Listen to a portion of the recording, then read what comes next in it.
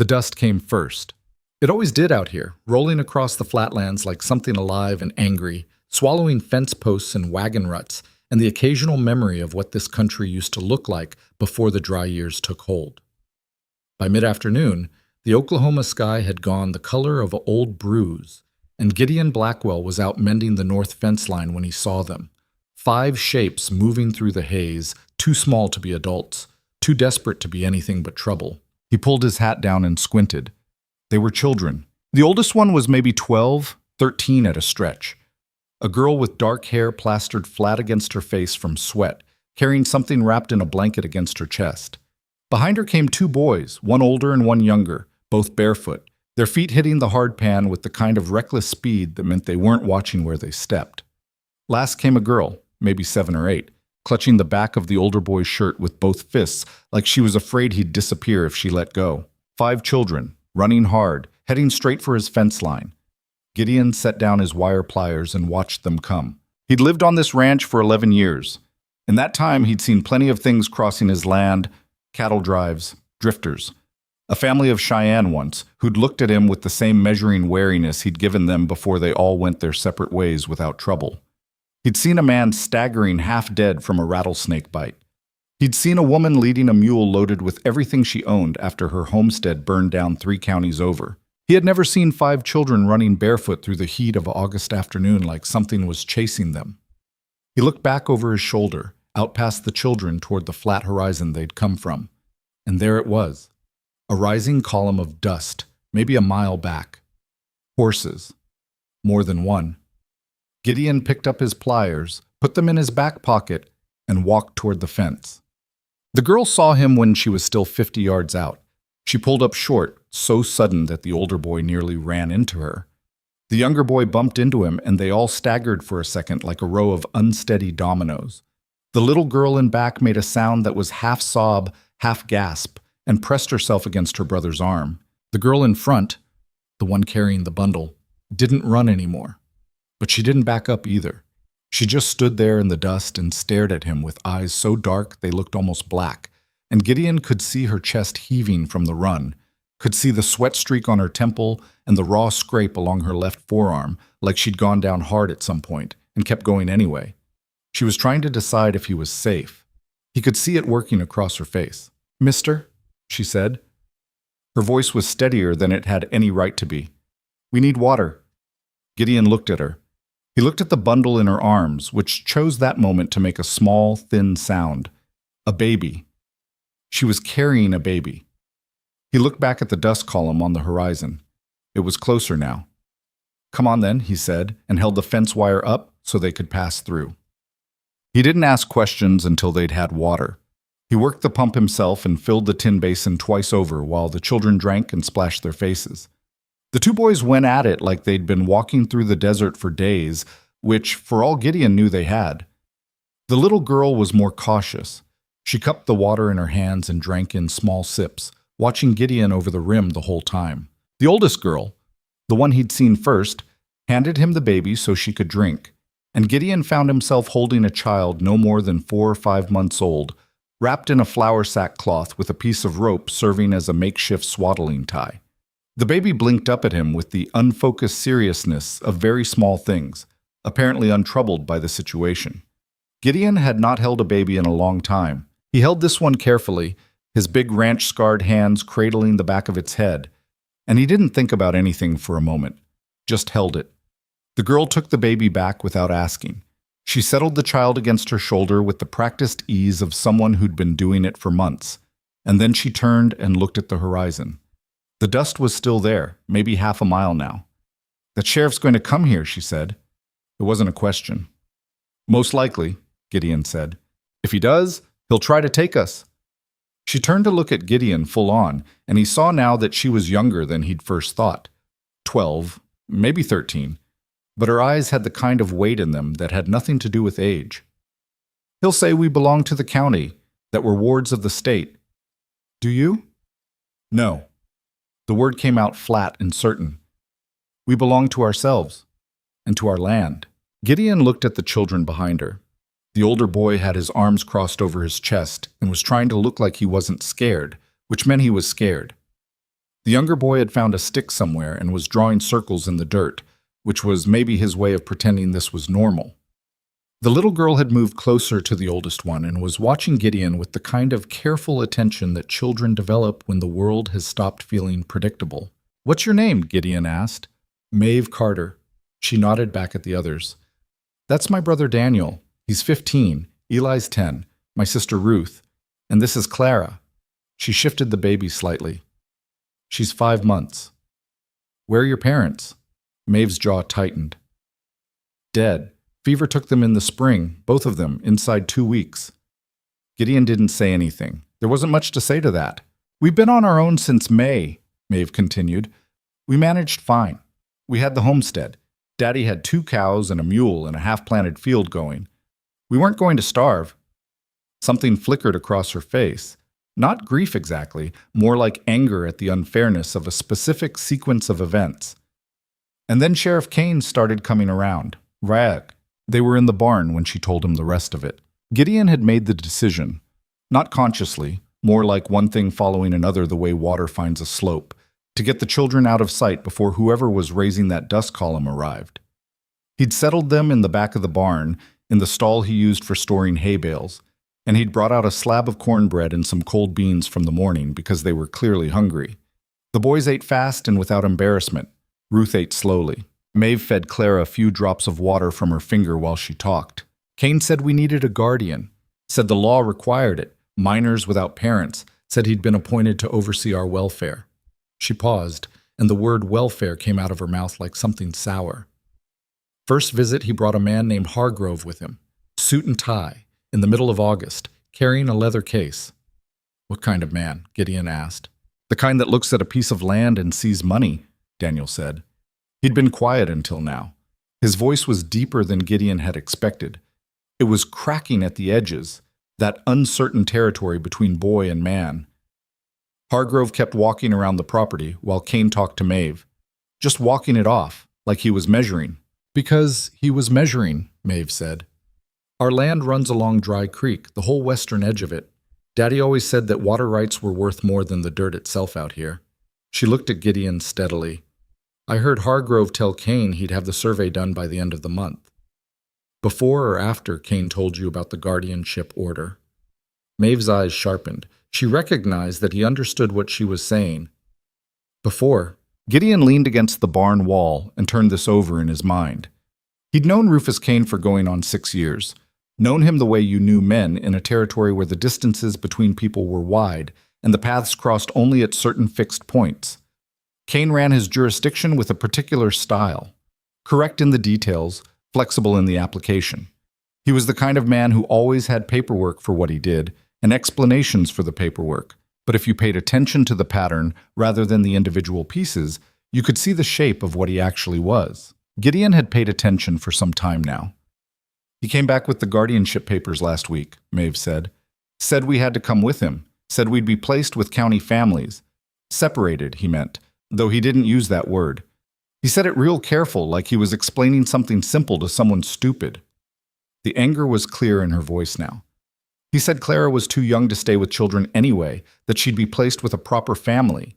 And I—" She stopped, swallowed. "I told him no." "Just like that?" Eli said from the corner where he'd been listening with his arms around his knees. He said it like he'd already heard the story, but liked hearing it again, like it was the good part.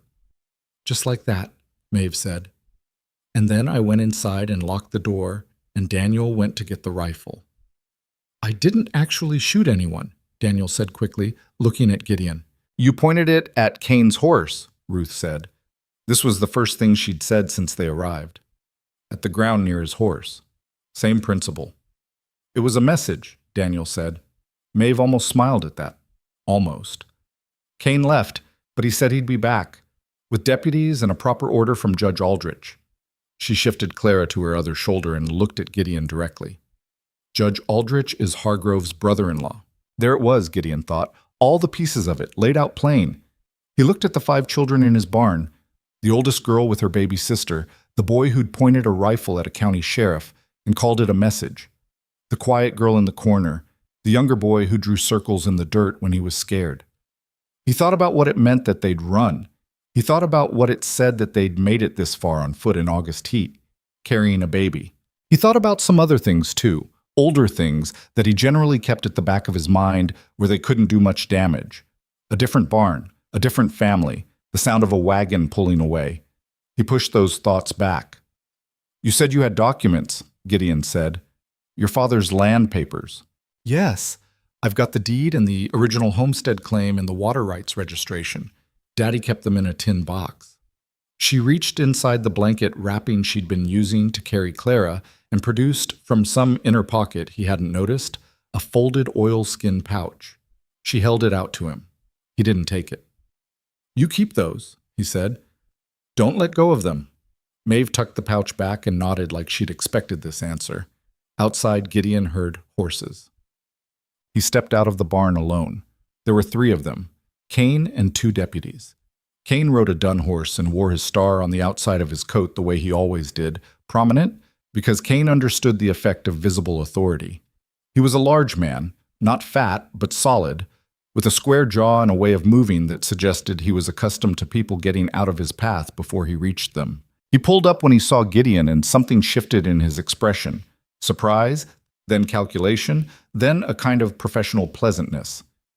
"Gideon," he said, "didn't expect to find you out this way." "It's my fence line," Gideon said. "Generally, I'm somewhere near it." Kane smiled. The smile had nothing behind it. "I'm looking for some children, 5 of them, Carter family from over Dry Creek Way.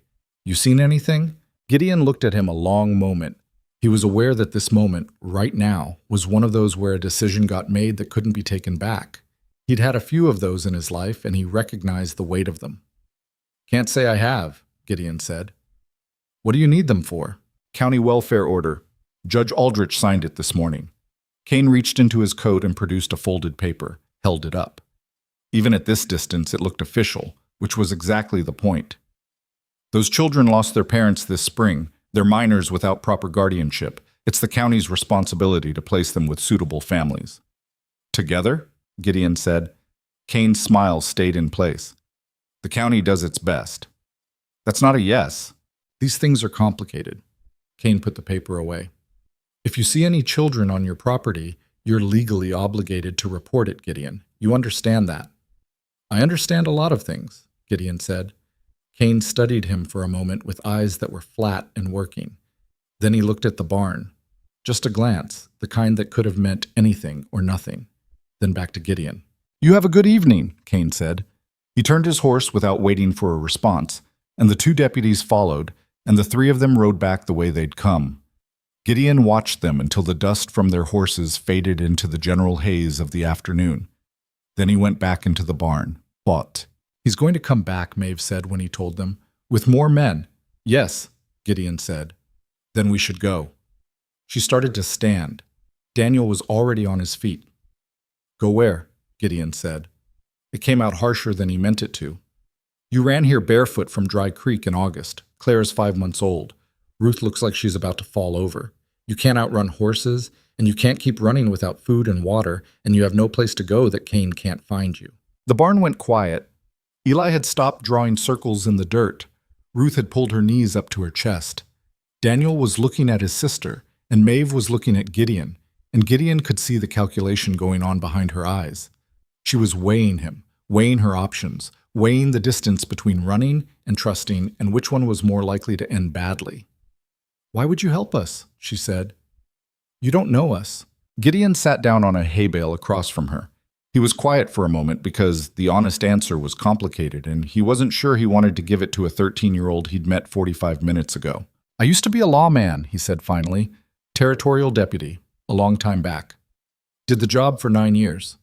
He looked at his hands.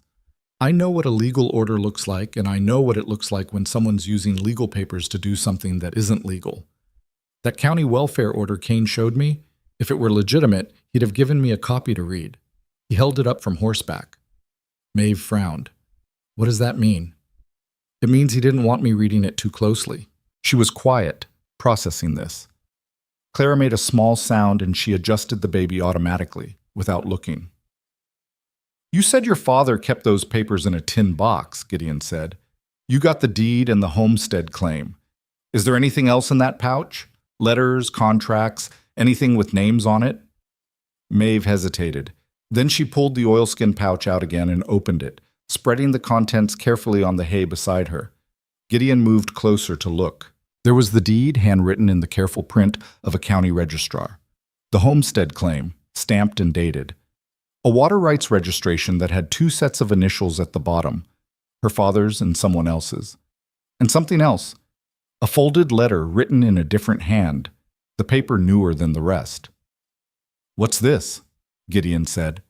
"I don't know. I found it in the box after Daddy died. I kept it because it was with the other papers." Maeve picked it up and handed it to him. The letter was addressed to a man named James Hargrove.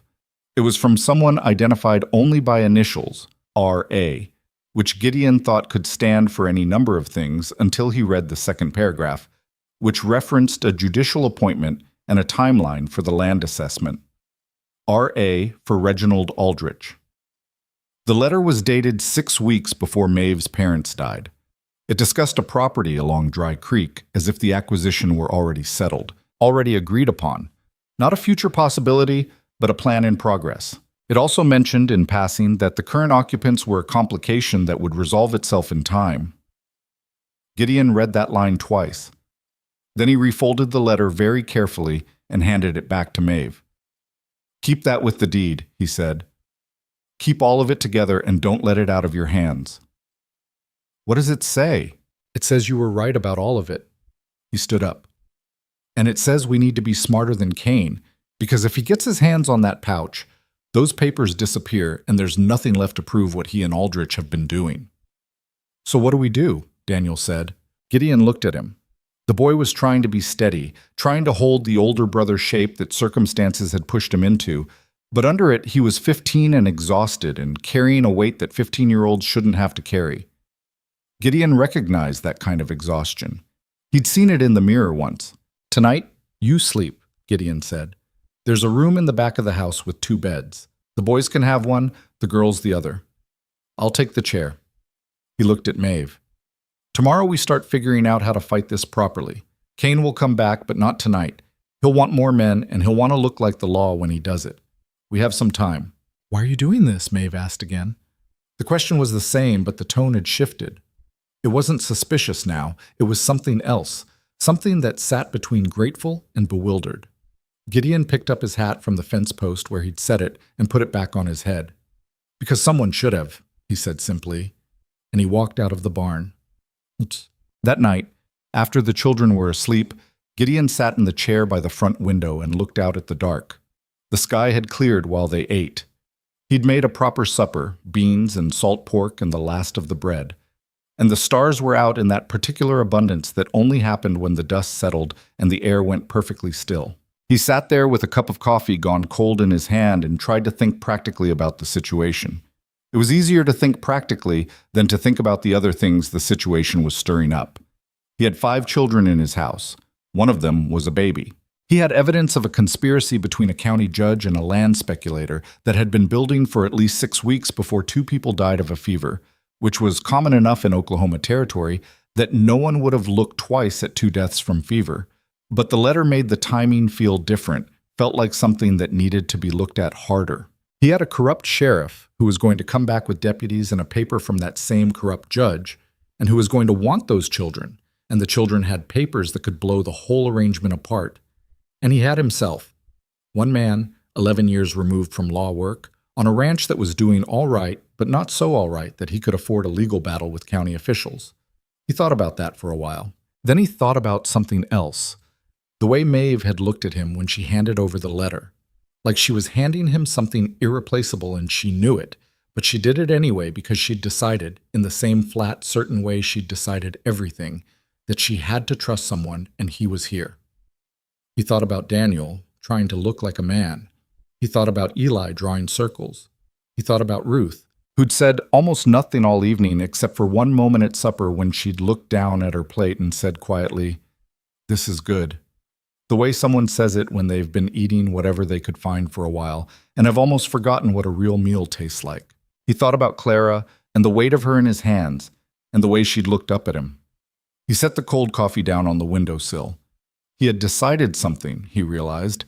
Maybe he'd decided it the moment he held the fence wire up and let them through. It hadn't felt like a decision at the time. It had felt like the only thing that made sense, but it had been a decision just the same. Outside, a coyote called from somewhere out past the north pasture, a long rising note that went unanswered for a moment, and then caught a reply from somewhere further off. Gideon listened to the two of them calling back and forth across the dark. 5 children, 1 baby, a pouch of papers that could change everything. Tomorrow was going to be complicated. He put his boots up on the sill, pulled his hat over his eyes, and tried to get a few hours of sleep before the world came looking for trouble again. Gideon was up before the sun. It was a habit from his deputy years that he'd never managed to shake.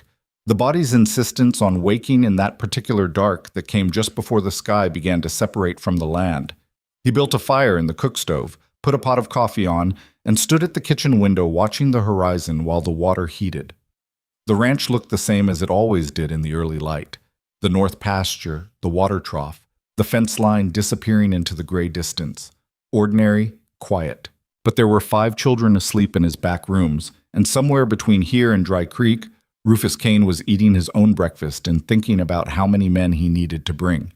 Gideon poured his coffee and started thinking through what he knew. The letter in Maeve's oilskin pouch was the most dangerous piece of it. If that letter was what it appeared to be, a correspondence between Judge Aldrich and James Hargrove discussing the acquisition of Carter land 6 weeks before the Carter parents died, then it wasn't just a custody dispute. It was evidence of premeditated theft dressed up in legal clothing, and it connected a sitting county judge directly to a land speculator with money and reach. That kind of connection had a way of making problems disappear, and the people attached to those problems along with them, which meant the letter needed to be in more than one place. He was turning that over in his mind when he heard bare feet on the floorboards behind him. He looked around. Maeve stood in the kitchen doorway, Clara bundled against her chest, her hair loose and tangled from sleep. She looked younger this way, less armored. She also looked like she'd been awake for a while. "You want coffee?" Gideon said. "I've never had it," she said. "Joel, sit down. I'll make it weak." She sat at the kitchen table and settled Clara in her lap. The baby was awake and making small, exploratory sounds, looking around at the unfamiliar ceiling with the focused interest of someone cataloging new information. Maeve accepted the cup Gideon put in front of her, took a careful sip, and made a face that she tried and failed to hide. "It gets easier," Gideon said. "Does it?" "Not really." He pulled out the chair across from her and sat. "Tell me about your father. What kind of man was he?" Maeve looked at him over the rim of the cup. She hadn't been expecting the question, which was partly why he'd asked it. People said more useful things when they weren't prepared. "Careful," she said finally. "He was a careful man. He wrote everything down. Every agreement, every payment, every conversation that mattered to him. He used to say that a handshake was only as good as the man who offered it, but paper and ink didn't lie." She looked down at Clara. "That's why he kept the tin box. He said someday we might need to prove something." "Did he say what?" "Not to me." She paused. "He and Daniel used to talk sometimes, out in the field. Man talk, Mama called it. Daniel might know more." Gideon filed that away. He talked to Daniel this morning. "The water rights registration," he said. "What? The one with 2 sets of initials. Who's the other signature?" Maeve frowned. "A man named Caldwell, Peter Caldwell. He owns land on the other side of the creek. Daddy said they'd agreed years ago about how the water would be shared during dry season." She looked up. "Is that important?" "Could be. If Hargrove wants that land for what I think he wants it for, he doesn't just want the Carter acreage. He wants the water rights that come with it, which means Caldwell's arrangement with your father either has to be bought out or broken. And if Caldwell knows what's happening, he might be a witness," Maeve said. She was quick. Gideon had already noticed this, but it confirmed itself again now, the way she followed an argument to its end before he finished laying it out. He wondered if that quality had always been in her or if the last few months had sharpened it the way hard use sharpened a blade. "He might be," Gideon said, "if he's willing. People aren't always willing to stand against men like Kane." "No, they're not." He drank his coffee. "But sometimes they are." Daniel appeared in the doorway about 20 minutes later, pulling his suspenders up over his shoulders, his hair flattened on one side from sleep. He stopped when he saw them both at the table, and his eyes went immediately to the window, checking the horizon the way Gideon had been checking it since dawn. "Is someone coming?" he said. "Not yet," Gideon said. "Sit down." Daniel sat, with some reluctance. The boy was not comfortable with stillness. Gideon had noticed this the night before, the way he'd eaten standing up for a while before he finally settled, the way his eyes moved to every sound. It was the posture of someone who'd been on alert for months and didn't know how to stand down. "Your father talked to you," Gideon said, "about the property. What did he tell you?" Daniel looked at his sister, some quick wordless exchange passing between them, then back at Gideon. "He said there'd been a man around asking questions. This was before he got sick, before Mama got sick." He folded his hands on the table and looked at them. He said a man came out to the homestead saying he was a surveyor, doing county assessments. Daddy let him look around, figured it was official. But later on he found out the county hadn't sent any surveyor. "Did he get the man's name?" "Hargrove," Daniel said. "He looked him up. Hargrove runs a land company out of Tulsa. Daddy wrote it down, who he was and what day he came." He looked up. "That's in the box too. Or it was. Maeve has it." Maeve reached into the pouch without being asked and produced a folded piece of paper. Not the letter, something else, a single page in her father's careful hand. She passed it across to Gideon. It was dated, as Daniel had said, weeks before the fever took hold. A name, a date, a description of the visit, and at the bottom, in handwriting that pressed harder on the paper than the rest, like it had been written with a particular kind of controlled anger, a note. "This man is not what he says he is. I intend to find out what he is." Gideon set the paper down. "Your father knew," he said. "He knew something was wrong, and he was building a record of it." "He never got to finish it," Maeve said. The kitchen was quiet for a moment, nothing but Clara making soft sounds and the fire working in the stove. "He got further than he knew," Gideon said. He looked at both of them. "Here's what I'm going to do today. I'm going to ride to town and speak to Franklin Hale. He's the lawyer in Morrow, been there 15 years. I'm going to show him copies of these documents and explain the situation." He held up a hand before Maeve could speak. "Copies. I'm going to copy out what's important before I go anywhere.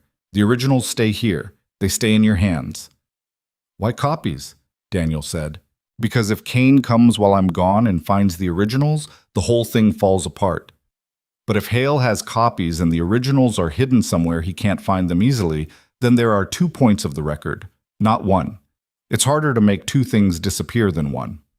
Daniel thought about this. "That's smart." "It's cautious," Gideon said. "There's a difference." He looked at Maeve. "While I'm gone, you stay inside, all of you. Daniel, you know where I keep the rifle?" "I saw it last night, above the door. There's ammunition in the drawer underneath. I'm not telling you to shoot anyone. I'm telling you where it is." He looked at Daniel steadily. "You understand the difference?" "Yes, sir," Daniel said. The "sir" came out a little awkward, like he'd surprised himself with it. He didn't take it back. Gideon stood and rinsed his cup at the basin. He was thinking about what else needed to be done before he rode to Morrow. There was the matter of the Carter homestead itself. He'd need to know what condition it was in, whether Kane had already moved to secure it in some official capacity, whether anyone was watching it. There was the matter of Peter Caldwell, the neighbor with the water rights arrangement. There was the matter of the letter and how legally useful it actually was, and what a lawyer like Franklin Hale would make of it. There were a lot of matters. Outside, one of the horses in the paddock made a sound and then went quiet again. Nothing following it. Gideon exhaled slowly. "One more thing," he said, turning back to the table. He looked at Maeve specifically. "Is there anyone else who knew what your father suspected? Anyone he talked to, showed his notes to, asked for help?" Maeve thought about it. "Doc Hennessy," she said. "He came out when Mama and Daddy got sick. He was there at the end. He and Daddy talked some, I know that, but I was with Mama and I didn't hear what they said." She paused. "And Nora Webb. She lives 3 miles east. She brought food after the funerals, stayed 2 days helping me with Clara. She knew we were struggling." Gideon repeated both names internally, fixed them in place. "All right," he said. "I'll be back before dark. You need anything before I go?" Maeve shook her head. Then, after a moment, Be careful in town. If Kane finds out you went to a lawyer, he'll find out eventually, Gideon said. That's fine. What matters is that Hale has the information first. He took his coat from the hook by the door and put it on. When Eli and Ruth wake up, let them eat. There's oats in the pantry and some dried apple. He paused with his hand on the door. And don't open the front door for anyone. Back door for water if you need it. Stay low. He rode out before the sun had fully cleared the horizon, the air still cool and carrying the particular smell of morning dust that hadn't been disturbed yet. He pushed the horse to a steady canter and held it. He had a lot of ground to cover, and he wasn't sure how much time he had. Morrow was a town of perhaps 400 people, not counting the farms scattered around its edges. It had a main street with the usual components: dry goods, a feed store, a bank, a saloon that tried to look respectable by keeping its sign small, and several blocks of houses behind it, some in better repair than others. Franklin Hale's office was on the second floor of the building above the land registry office, which Gideon had always thought was either accidental or a pointed joke. He tied his horse at the rail and took the stairs. Hale was already at his desk when Gideon came through the door.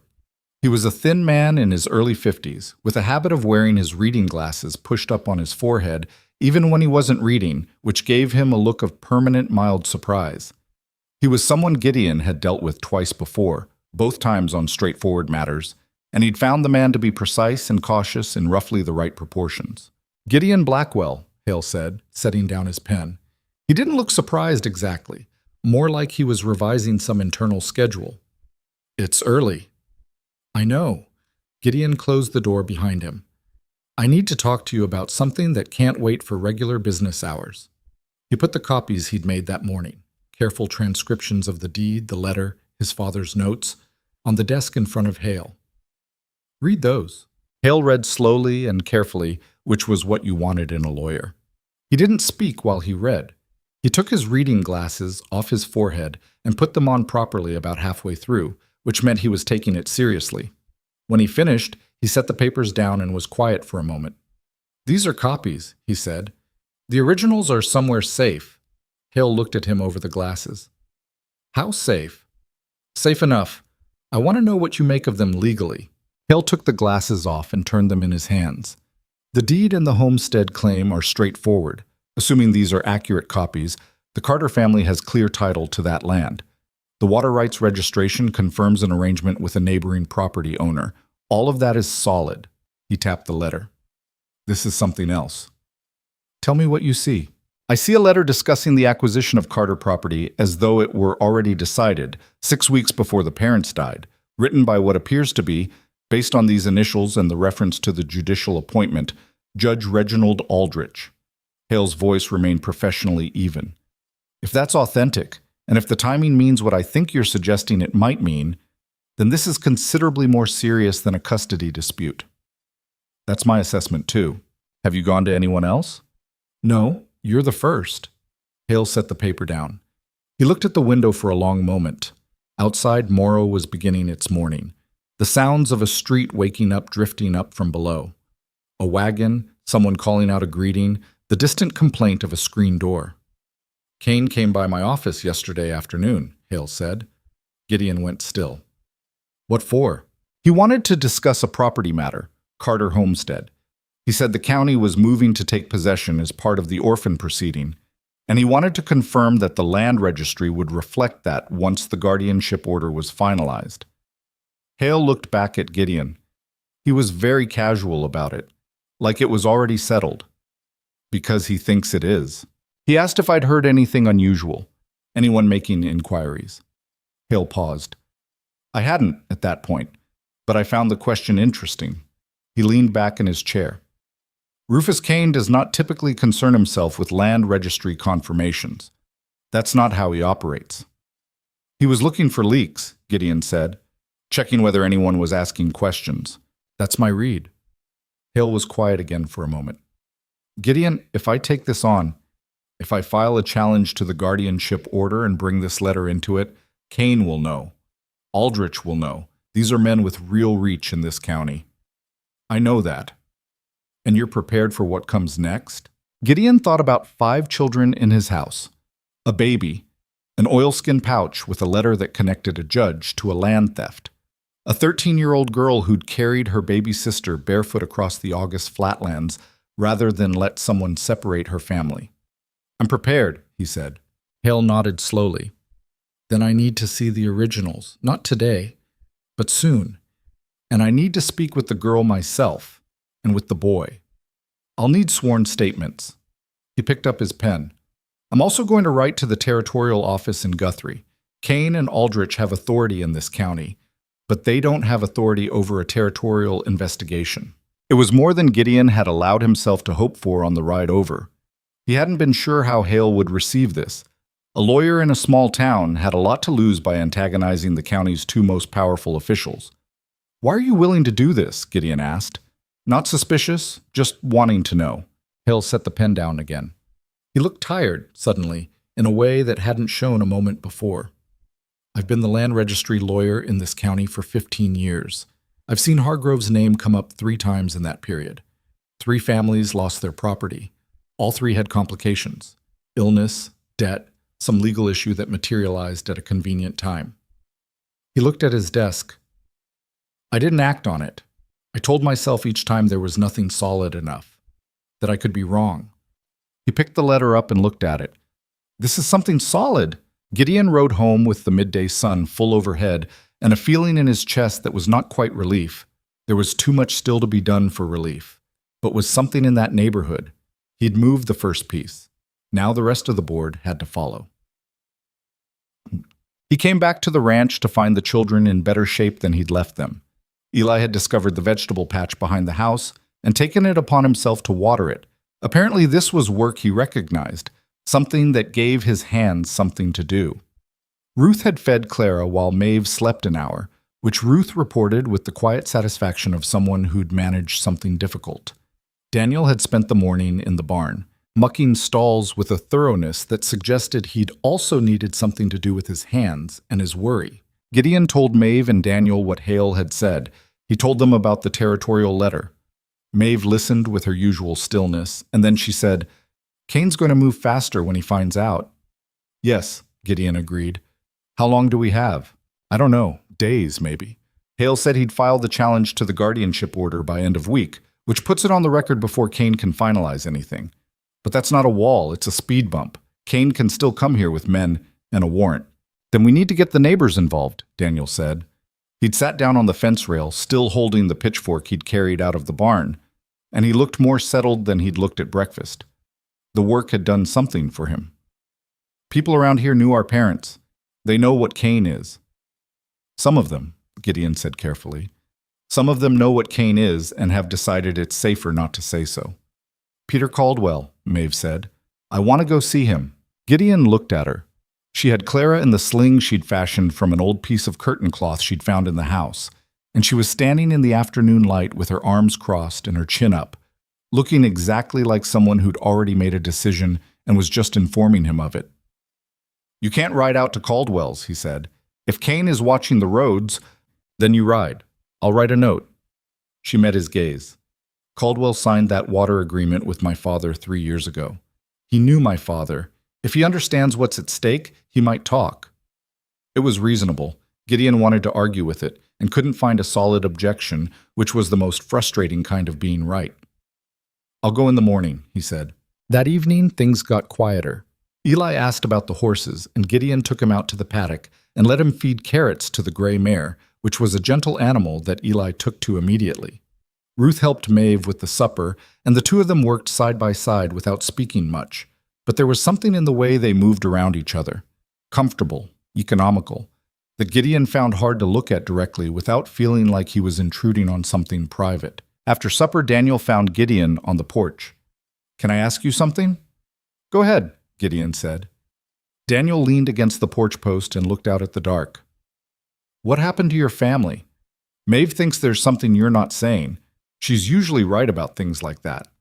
It was a direct question from someone who'd earned the right to ask direct questions.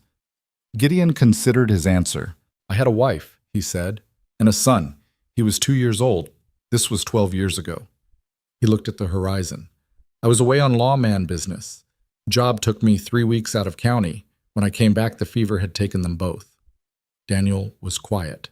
I sold the house in town and bought this ranch and tried to make myself into a different kind of man than I'd been, Gideon said. A man who didn't have to go away for long stretches chasing other people's trouble. He paused. It worked, in its way. I am a different man, but the ranch got quiet after a while. I'm sorry, Daniel said. It was a long time ago.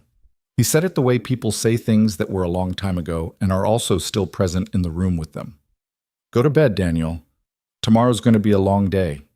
He stayed on the porch after Daniel went inside. The coyotes were at it again, somewhere out past the pasture. A whole group of them now, not just the pair from the night before. They made a sound like the prairie talking to itself. Gideon listened to it for a while.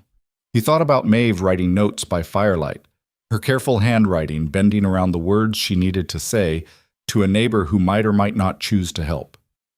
He thought about Hale, writing his letter to Guthrie by lamplight, doing the thing he'd failed to do 3 times before.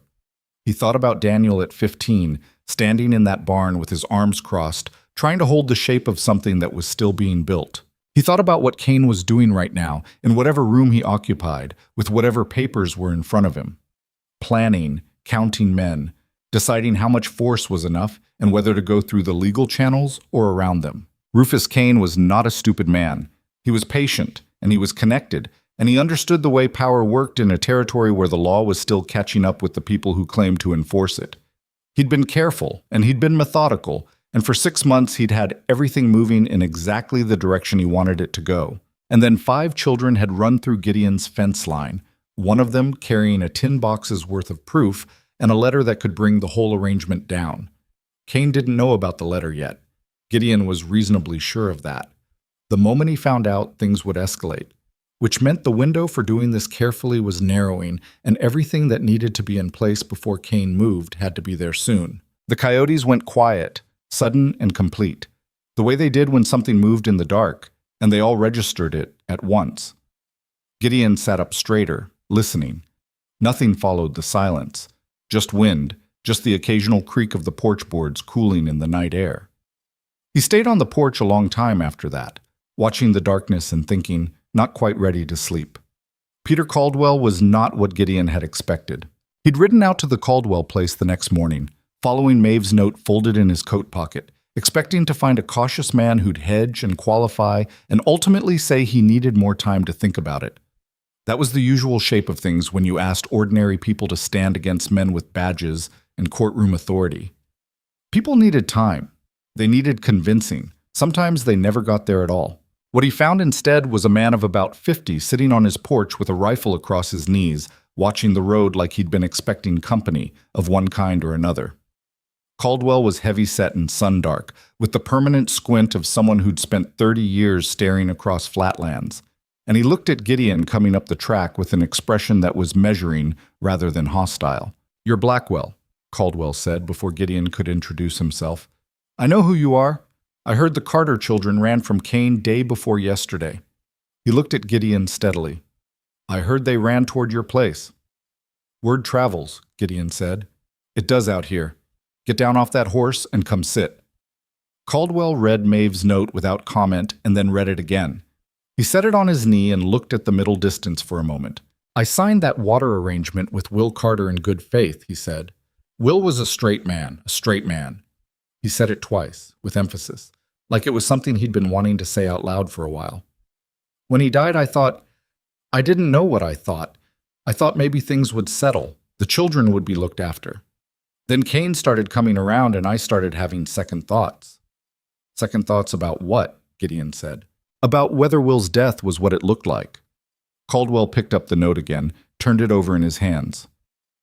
"You know what a man named Hargrove offered me for my acreage 3 weeks after Will Carter died? 3 weeks. He shook his head. "Fair price," he said. "Below fair," I said. And he looked at me like that was an odd thing to object to. "You didn't take it." I did not. And the following week, Cain came by to ask if I'd seen anyone unusual around the property. Said there'd been a report of rustling. Caldwell looked at Gideon flatly. "I have not lost a single head of cattle in 4 years. There was no rustling. It was a message."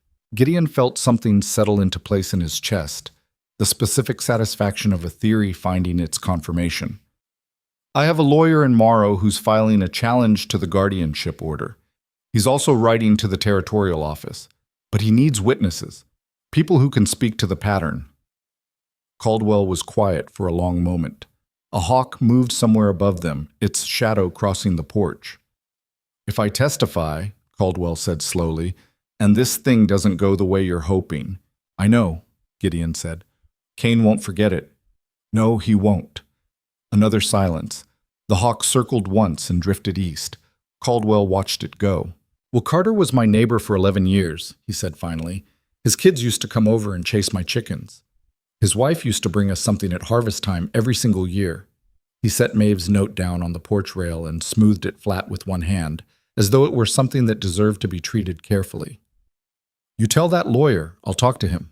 Gideon rode back to the ranch with one more piece in place and the uneasy awareness that time was doing what time always did, moving at its own pace, indifferent to whether you were ready. He was still half a mile from home when he saw the dust. Not horses, a wagon, moving away from his property, heading back toward the Morrow road. He pushed his horse to a canter and came over the rise fast enough to see the back of it. A plain board wagon with a single driver, moving at a pace that wasn't panicked but wasn't casual either. He didn't recognize the wagon. He also noticed, with a tightening in his gut, that whoever it was had come from the direction of his ranch. He rode hard the rest of the way. Daniel met him at the gate, which was already a bad sign because Daniel had been told to stay inside. Someone came, Daniel said. His voice was controlled, but his jaw was set, and there was a whiteness around his mouth that Gideon recognized as the particular physical expression of someone who'd been frightened and was working very hard not to show it. A man. He said he was from the county assessor's office. He wanted to inspect the property. You let him in? No. I talked to him through the door. Maeve was behind me with the rifle. Something shifted briefly in Daniel's expression. Not quite pride. More like he was still deciding how he felt about it. He had a document, held it up to the window. It said the Carter homestead was under county assessment for orphan estate purposes, and that this property— Daniel stopped and looked at Gideon. He said this property might be subject to the same process if there was evidence that the Carter children were sheltering here illegally. Gideon heard this carefully. He said that specifically? Those words? More or less. I wrote it down after he left. Daniel produced a folded piece of paper from his shirt pocket and held it out.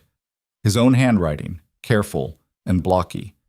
Noting the time the wagon arrived, a description of the man, and a near-verbatim account of the exchange. Gideon looked at the boy for a moment, then at the paper. Your father taught you to do this, he said. Daniel blinked. Yes, sir. Gideon folded the paper and put it in his coat pocket with Caldwell's confirmation still fresh in his mind. Kane was accelerating. The assessor visit was a pressure move, not legal exactly, or at least not the kind of legal that would hold up under scrutiny, but designed to rattle, to make Gideon feel the cost of continued resistance before the main confrontation arrived. Inside, Maeve was sitting at the kitchen table with Clara and Ruth. The rifle was back above the door. She looked at Gideon when he came in with the level expression she used when she was holding something down, and he knew without asking that the assessor's visit had shaken her more than she was letting on. Caldwell will talk to Hale, Gideon said. He put his hat on the hook. He'll testify if it comes to that. Maeve exhaled. Not dramatically, just a slow, controlled release, like something had been tight and was slightly less tight now. The man who came, she said. He wasn't from any assessor's office. I've seen county documents. They have a seal. His paper didn't have one. I know. Gideon pulled out a chair and sat across from her. Kane is testing the edges, seeing what we'll do. He looked at her and at Ruth, who was watching him from the corner of the table with those careful eyes. He's going to come himself next time, probably tomorrow, maybe the day after.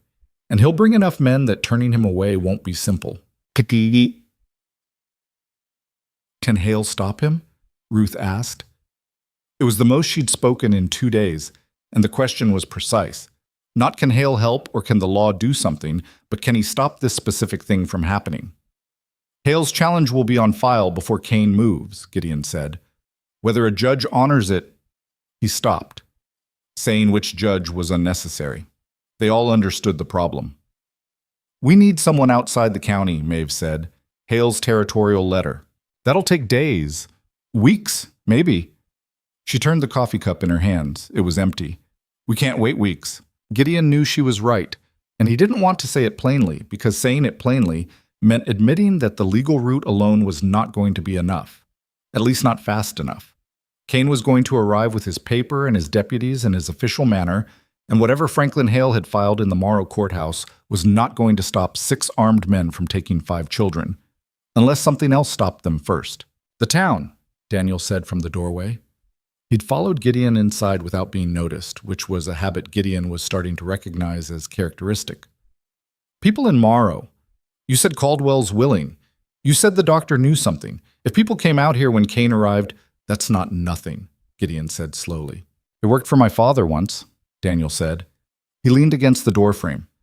"Year before last, there was a land dispute between 2 families north of Dry Creek. Got heated. One family called the other's title into question, said there was a problem with the original survey. And what happened was that people came out. Neighbors, people from town, they just came and stood there. And whoever was trying to push the thing decided it wasn't worth doing in front of a crowd." Gideon looked at him. "Kane is not a man who backs down from crowds." "No," Daniel agreed, "but he cares about how things look. He does everything proper on the surface. That's how he operates. If there are people watching, real people, not deputies, it's harder to do things that don't look right." This was not wrong. Kane's entire method depended on the operation appearing legitimate. The welfare order, the county assessor's visit, the legal papers from Aldrich, all of it was constructed to look official, because officialness was the shield. An audience stripped away the shield. It didn't stop the action, but it changed the calculus. "I need to go back to town," Gideon said. Maeve looked at him. "You just got back." "I know. But Hale needs to know what happened today, and there are people I want to talk to before Kane moves. Doc Hennessy, Nora Webb, a few others." He stood. "I'll be back before dark this time." He was out the door and remounted before he'd fully worked out everything he intended to do in Morrow, which was how he usually worked best, moving first, thinking as he went, trusting that the shape of a thing revealed itself in motion. Doc Hennessy's office was on the ground floor of a building near the far end of Main Street, behind a door that had a small painted sign in the window. T. Hennessy, Medical Practice, established 1889. The doctor himself was a spare man in his late 60s, with fine white hair and hands that were still steady despite his age. And he met Gideon with the particular wariness of a man who'd been carrying something uncomfortable for some time. "I heard the Carter children were at your place," he said. He poured 2 glasses of water without being asked and set one in front of Gideon.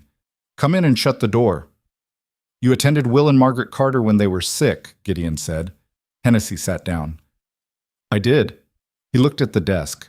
"Fever," I wrote. "It's what it presented as." "But," Hennessy was quiet for a moment. He turned the glass in his hands. "I've seen a lot of fever in this county, 30 years of it. And what happened to Will and Margaret Carter was fast in a way that unsettled me at the time. The presentation was right. The progression wasn't." He looked up at Gideon. "I have no proof of anything. I want to be clear about that. What I have is a feeling that I've been not quite comfortable with since May. If I asked you to say what you just said to me to a territorial investigator, would you?" Hennessy was quiet for longer this time.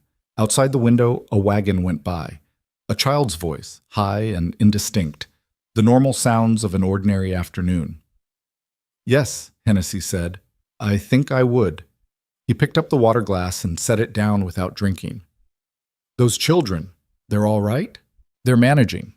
Gideon thought of Clara in the sling, of Eli in the vegetable patch, of Ruth saying, "This is good," over her supper.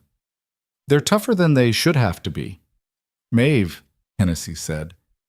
"It wasn't a question, just the name," said quietly. "She held that baby and stood next to her mother's bed and didn't make a sound when Margaret died. Not one sound.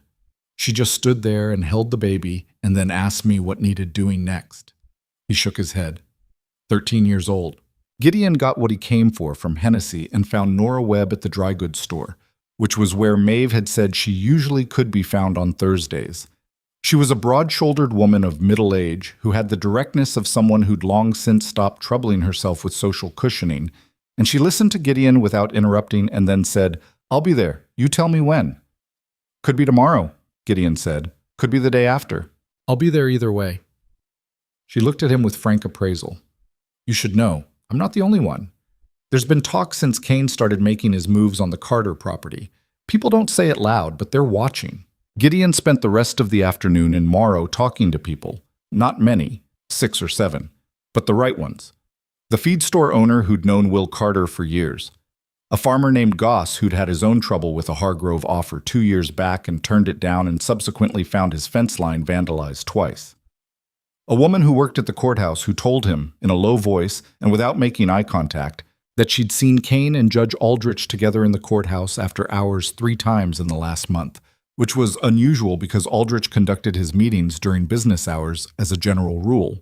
By the time Gideon rode back toward the ranch, the sky was deepening toward orange, and the day's accumulated weight was sitting on him in the way that many things done on little sleep and high alertness will eventually sit. He was tired. He was also, underneath the tiredness, something that he hadn't been in longer than he could exactly calculate. He was not alone in this. He came home to find supper already made. Maeve had cooked, which surprised him. Not because it was unexpected of her, but because in the logistics of the day he hadn't thought about supper. She'd found flour and made a simple pan bread, and there was a pot of something on the stove that smelled like onion and potato and salt pork. And the kitchen table had 5 places set with the mismatched plates from his cupboard, arranged as though someone had thought about where each person should sit. "Ruth found your garden," Maeve said when he came through the door. She was at the stove with her back to him, stirring. Clara was in the makeshift basket she'd fashioned on the table, awake and looking at the ceiling. She brought in what was ready. Eli washed everything. Eli was at the basin, his arms wet to the elbow, with the satisfied expression of someone who'd finished a job properly.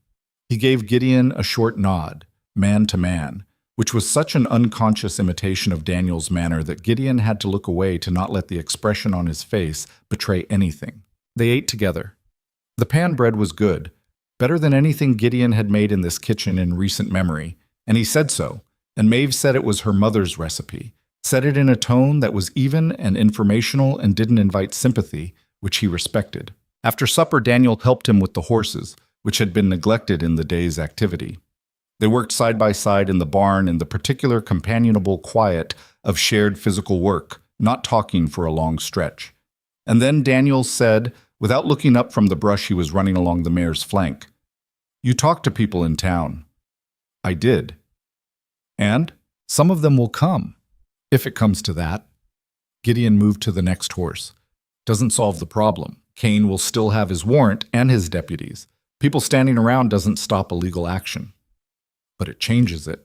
It changes how it looks, and how it gets talked about afterward." He worked the brush in long, even strokes. "Kane needs the thing to look clean.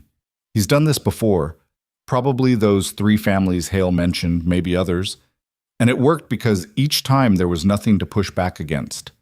A legal paper, an unfortunate circumstance, people signing where they were told to sign. If this one gets messy in public, it doesn't just hurt him here. It raises questions about the other times." Daniel was quiet, absorbing this. Then, "You think they killed our parents?"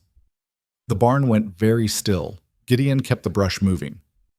"I think the timing of everything is wrong," he said carefully, "and I think Doc Hennessy had doubts he wasn't comfortable with." He stopped and looked at Daniel directly. "I think that's something a territorial investigation will look at, if it gets that far. And I think you should hold on to that and not say it out loud beyond this barn until it does." Daniel's face was doing several things at once. Grief that he'd been keeping pressed down, anger that was finding a specific target to attach to, and something colder underneath that Gideon recognized as the kind of knowledge that changes a person permanently and irreversibly. He'd been 15 when he started carrying it. He'd carry the shape of it for the rest of his life. "All right," Daniel said. His voice was steady. "All right." They finished the horses. They went inside. Gideon sat in his chair and Daniel sat across from him, and they talked.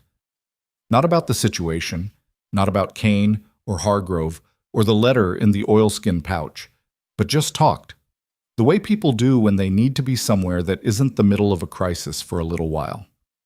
Daniel asked about the deputy years, and Gideon told him some of it, the parts that made sense to tell a 15-year-old boy. Daniel told him about the homestead, about the summer his father had planted the first field, about a dog they'd had named Biscuit, who'd been a terrible cattle dog, but an excellent companion and who had died the previous winter. Gideon listened, and the house felt different than it had before the children arrived. It had a sound to it now.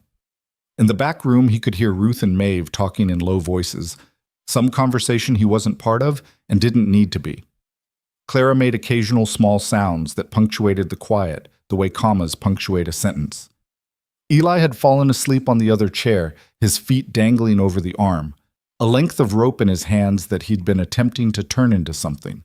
A knot, a loop, some project he hadn't finished. Gideon looked at the sleeping boy and thought about the word that kept not quite forming in his mind all day and then looked away. It was late when they all finally went to sleep. This time Gideon actually slept, or mostly slept, waking twice at sounds that turned out to be nothing. The creak of the house, the horses shifting in the paddock. On the second waking, sometime in the deep dark of early morning, he lay still and listened to the quiet for a while before closing his eyes again.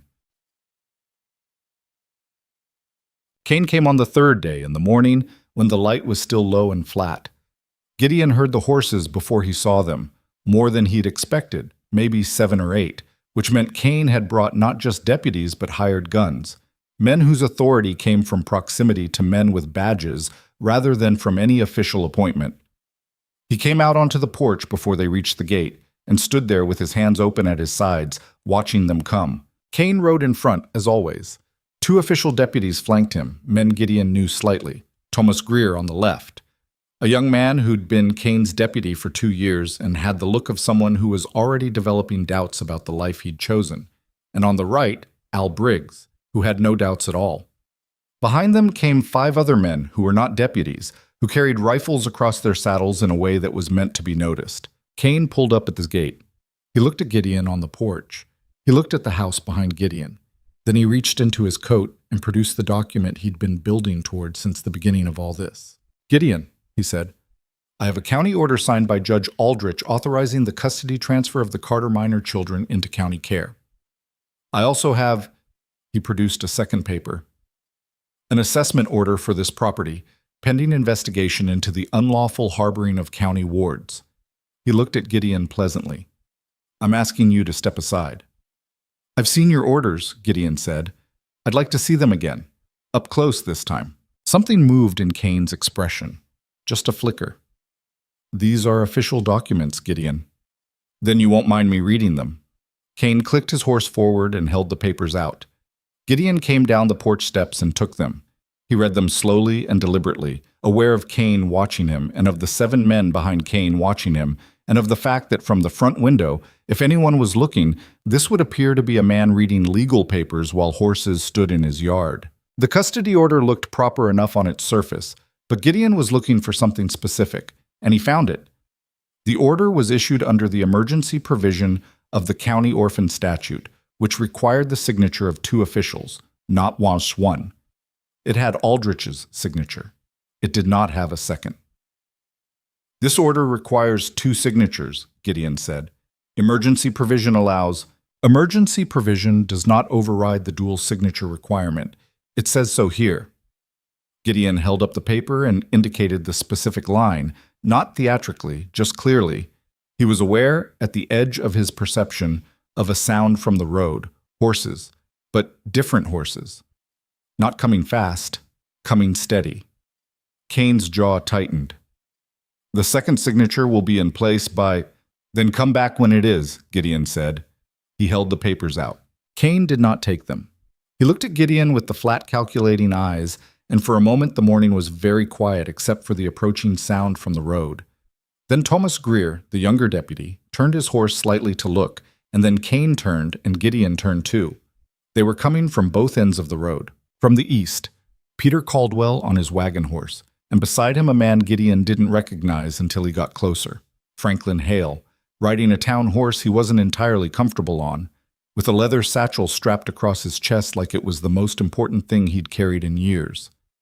Behind them, Nora Webb on a mule, and behind her the feed store owner whose name was Garrett, and behind him 3 more, farmers, neighbors, people Gideon had spoken to the day before, and some he hadn't spoken to at all, but who had heard from someone who'd heard from someone that something was happening at the Blackwell Ranch this morning.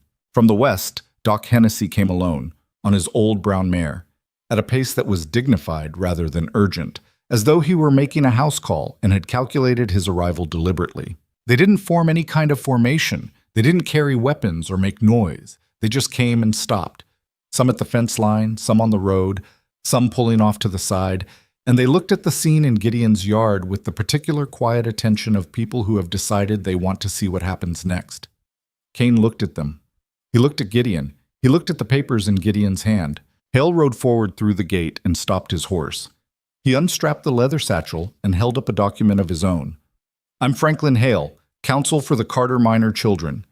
I filed a legal challenge to the guardianship order with the Morrow courthouse, docket number 47, along with a petition to the territorial office in Guthrie requesting an investigation into the administration of orphan proceedings in this county." He was using his courtroom voice, measured and carrying, the kind of voice meant to be heard by everyone present. "I'm advising my clients not to comply with any order that has not cleared the challenge filing.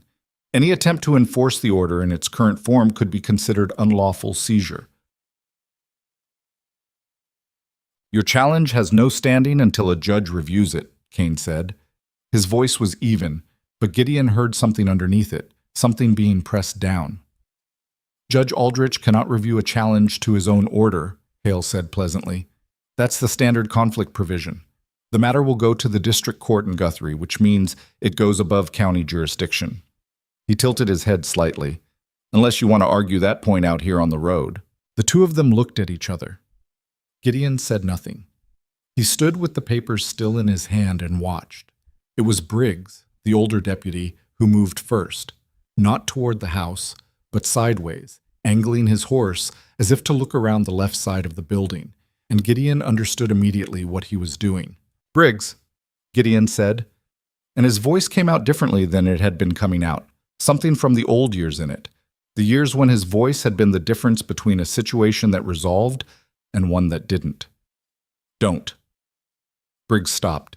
He looked at Gideon, then at Cain. Cain looked at the crowd on the road. He looked at Hale with his leather satchel. He looked at Gideon standing at the foot of the porch steps with 2 improper orders in his hand.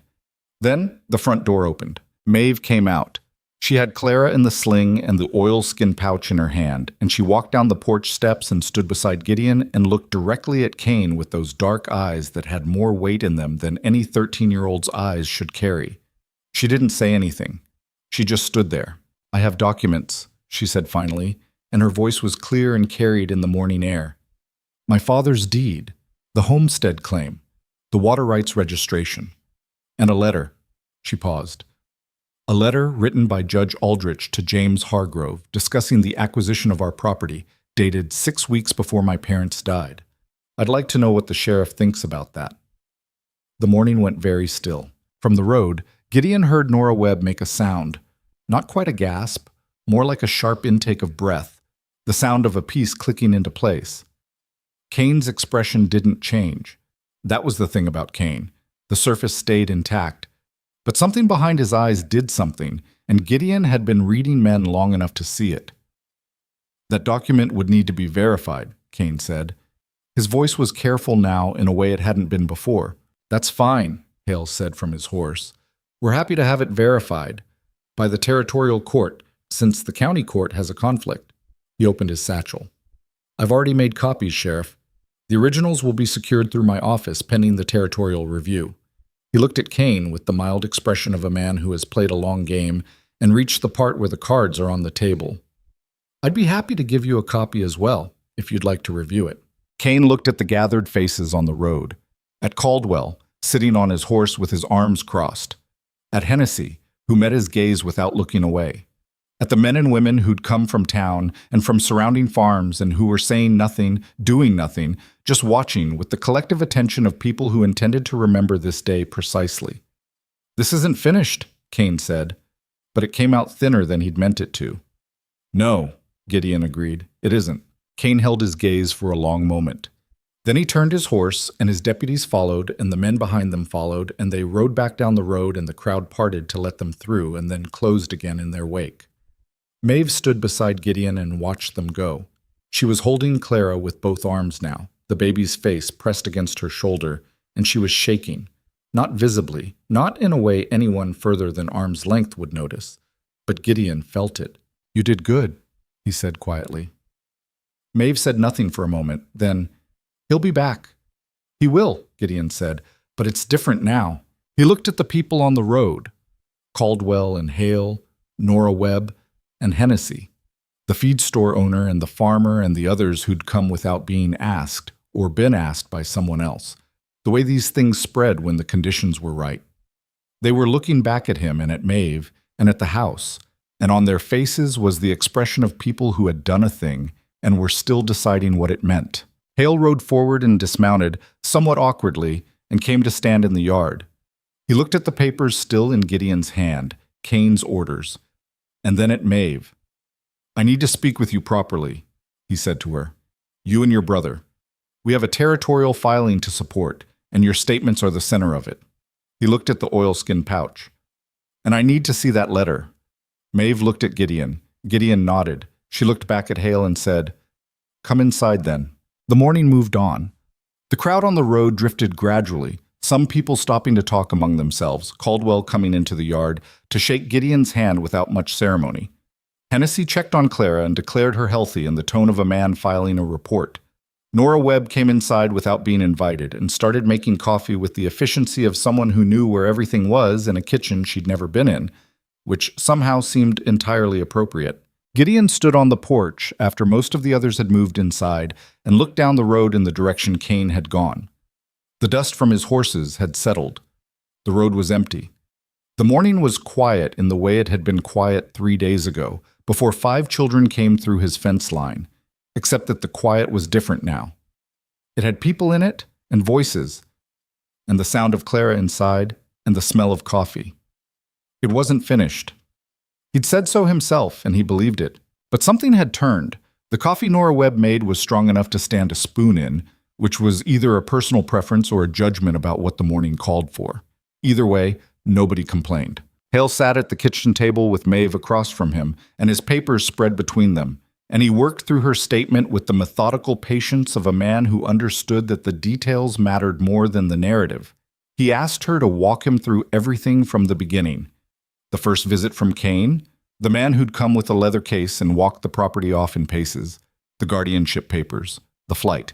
He asked her to be specific about dates and about exactly what was said and by whom, and Maeve answered each question in the same level voice she used for everything, occasionally stopping to correct herself when her memory produced a detail she'd glossed over. Daniel sat in the corner and listened, and when Hale asked him questions, he answered them the same way, clearly, without embellishment, reaching into his shirt pocket when Hale asked about the assessor's visit and producing the note he'd written, which Hale took and examined with visible approval.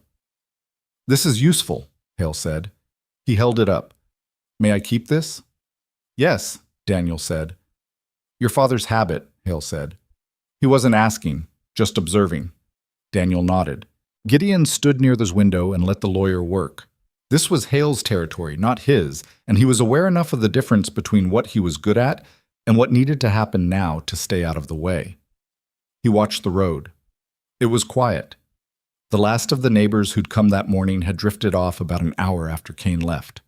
Caldwell stopping to tell Gideon he'd come tomorrow anytime Hale needed him. Hennessy saying the same before climbing back onto his old brown mare with the deliberate care of a man whose joints were honest about his age. The town had shown up, and then the town had gone back to its life. That was the nature of it. What mattered was that it had happened, and that enough people had seen it happen to make it impossible to pretend it hadn't. But Gideon knew, as he stood at the window and watched the empty road, that Kane showing up with too few men and improperly signed orders was one thing. Kane coming back with his arrangements corrected was another. The man was not finished. He'd read that clearly enough in the controlled expression, in the way Kane had turned his horse without making any actual concession, without saying anything that could be taken as backing down. He'd simply declined to push the situation at that moment. He would choose a different moment. "The letter," Hale said from the table. He was looking at Maeve.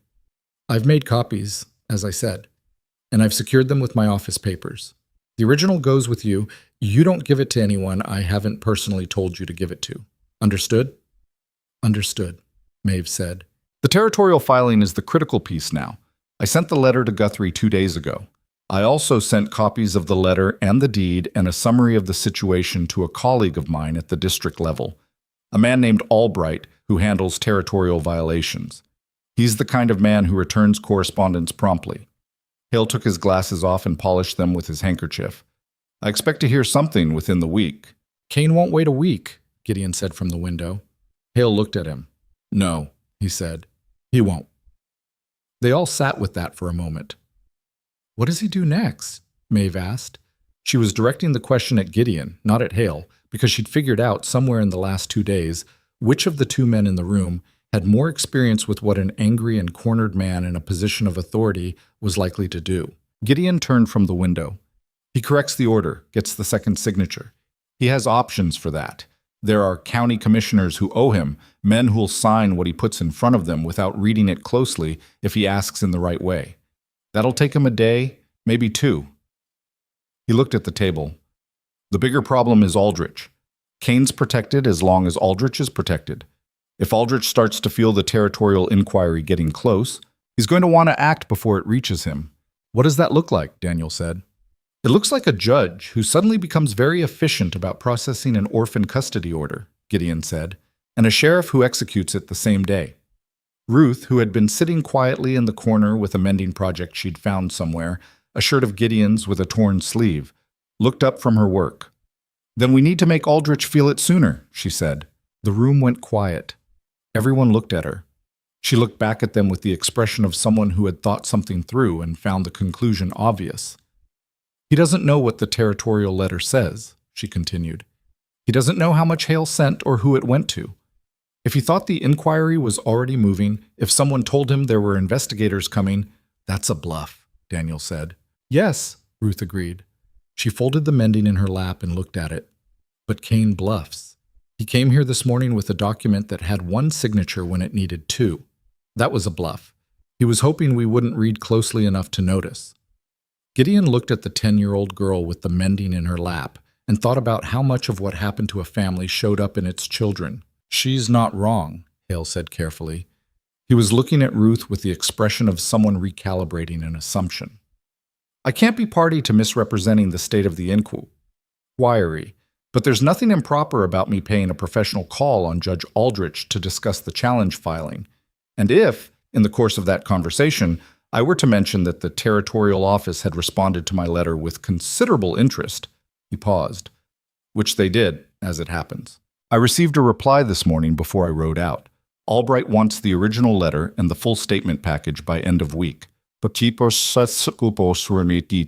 Gideon felt something in his chest ease slightly. "That's faster than I expected." "Albright," Hale said with the faintest emphasis, "has been looking for a reason to look at this county for some time. Apparently I'm not the first lawyer to write to him about anomalous land proceedings here, just the first one with documentation." He said it without flourish, but the weight of it was there. The Carter situation was not unique. It had predecessors. Hargrove and Aldrich had done this before, carefully and legally enough that nothing had stuck. And somewhere in the territorial office there was a man who'd been accumulating complaints in a file and waiting. "So Aldrich visits you today," Gideon said to Hale. "What do you tell him?" Hale put his glasses back on. "I tell him the truth, that I have a filed challenge, that I have a client with documentation, and that I've been in correspondence with the territorial office, all of which is accurate." He stood and began gathering his papers. "I'll let him draw his own conclusions about how advanced that correspondence is." He left mid-morning, riding back toward Morrow with the careful posture of a man on an unfamiliar horse. Nora Webb had gone earlier, saying only that she'd be in town and could be reached, which Gideon had taken to mean she was willing to keep talking to people. The house settled into a strange kind of waiting. Gideon spent the afternoon doing the work the ranch always demanded, regardless of circumstances, checking the water trough, mending a section of the paddock fence that had been needing it for 2 weeks, looking at the north pasture, where the grass was getting thin and trying to think about what that meant for the fall. The children came and went around him. Eli helped with the fence without being asked, handing tools with an instinctive sense of what came next that made the work go faster than it usually did alone. Ruth sat on the fence post and watched, occasionally making observations that were more accurate than comfortable. "That post is going to go again," she said, indicating a section Gideon had just repaired. "I know," Gideon said. "The wood's rotted where it meets the ground. You'd have to pull the whole thing and replace it." "I know," Gideon said again. "I'm getting to it." She nodded, accepting this, and went back to watching with the equanimity of someone who'd said what needed saying and was comfortable leaving the rest to others. In the late afternoon, Maeve found him at the water trough. Clara was asleep in the sling, her small face slack and peaceful in the way that only very young children managed, entirely surrendered to sleep. Maeve stood beside him and looked out at the flat distance with her arms folded across the baby. "I want to go back to the homestead," she said. Gideon looked at her. "Not to stay, just to look." Her voice was even, but there was something underneath it, something she was holding carefully.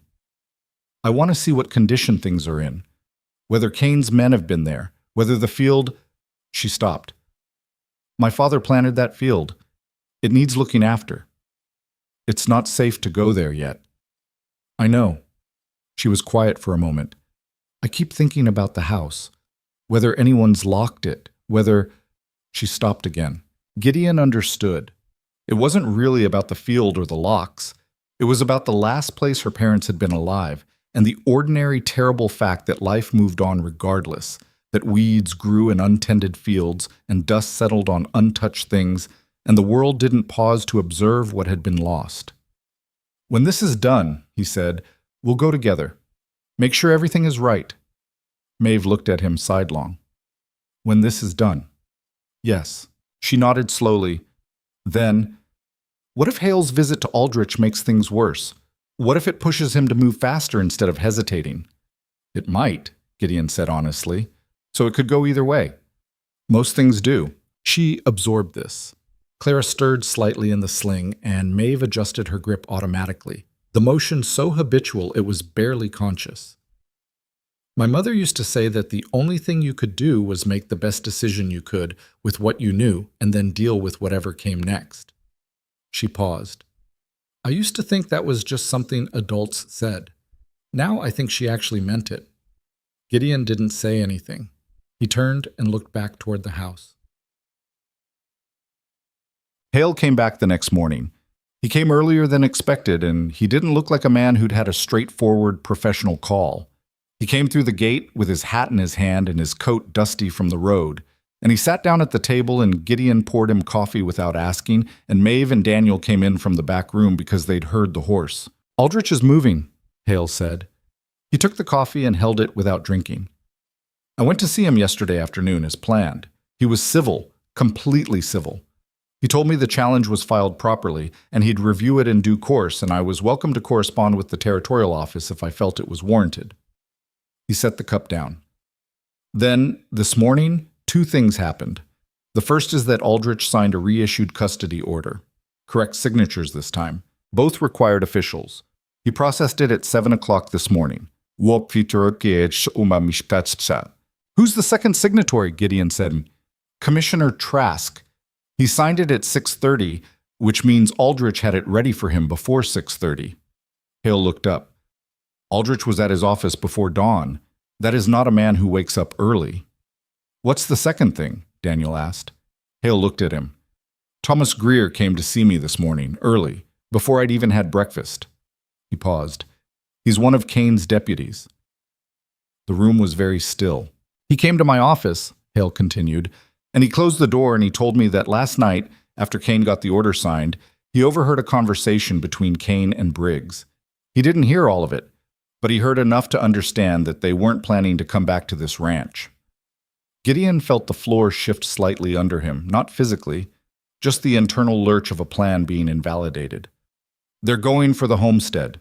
"They're going for this homestead," Hale confirmed. The children are here, but the land is there.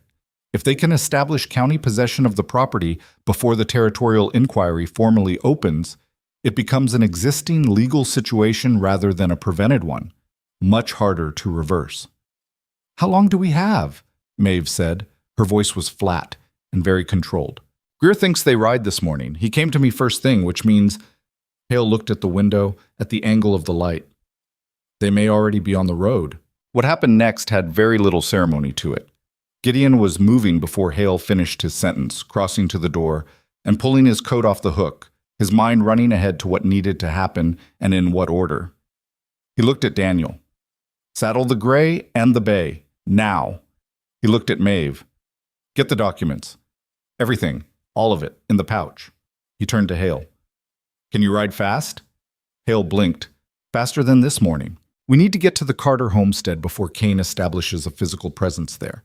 Once he's on that land with a signed order and his men in place, it becomes a possession dispute rather than a custody one, and the territorial court will take longer to unwind it. He was already pulling his belt on, checking the revolver he hadn't worn in several days. If we arrive first with the deed and a lawyer, the situation is different.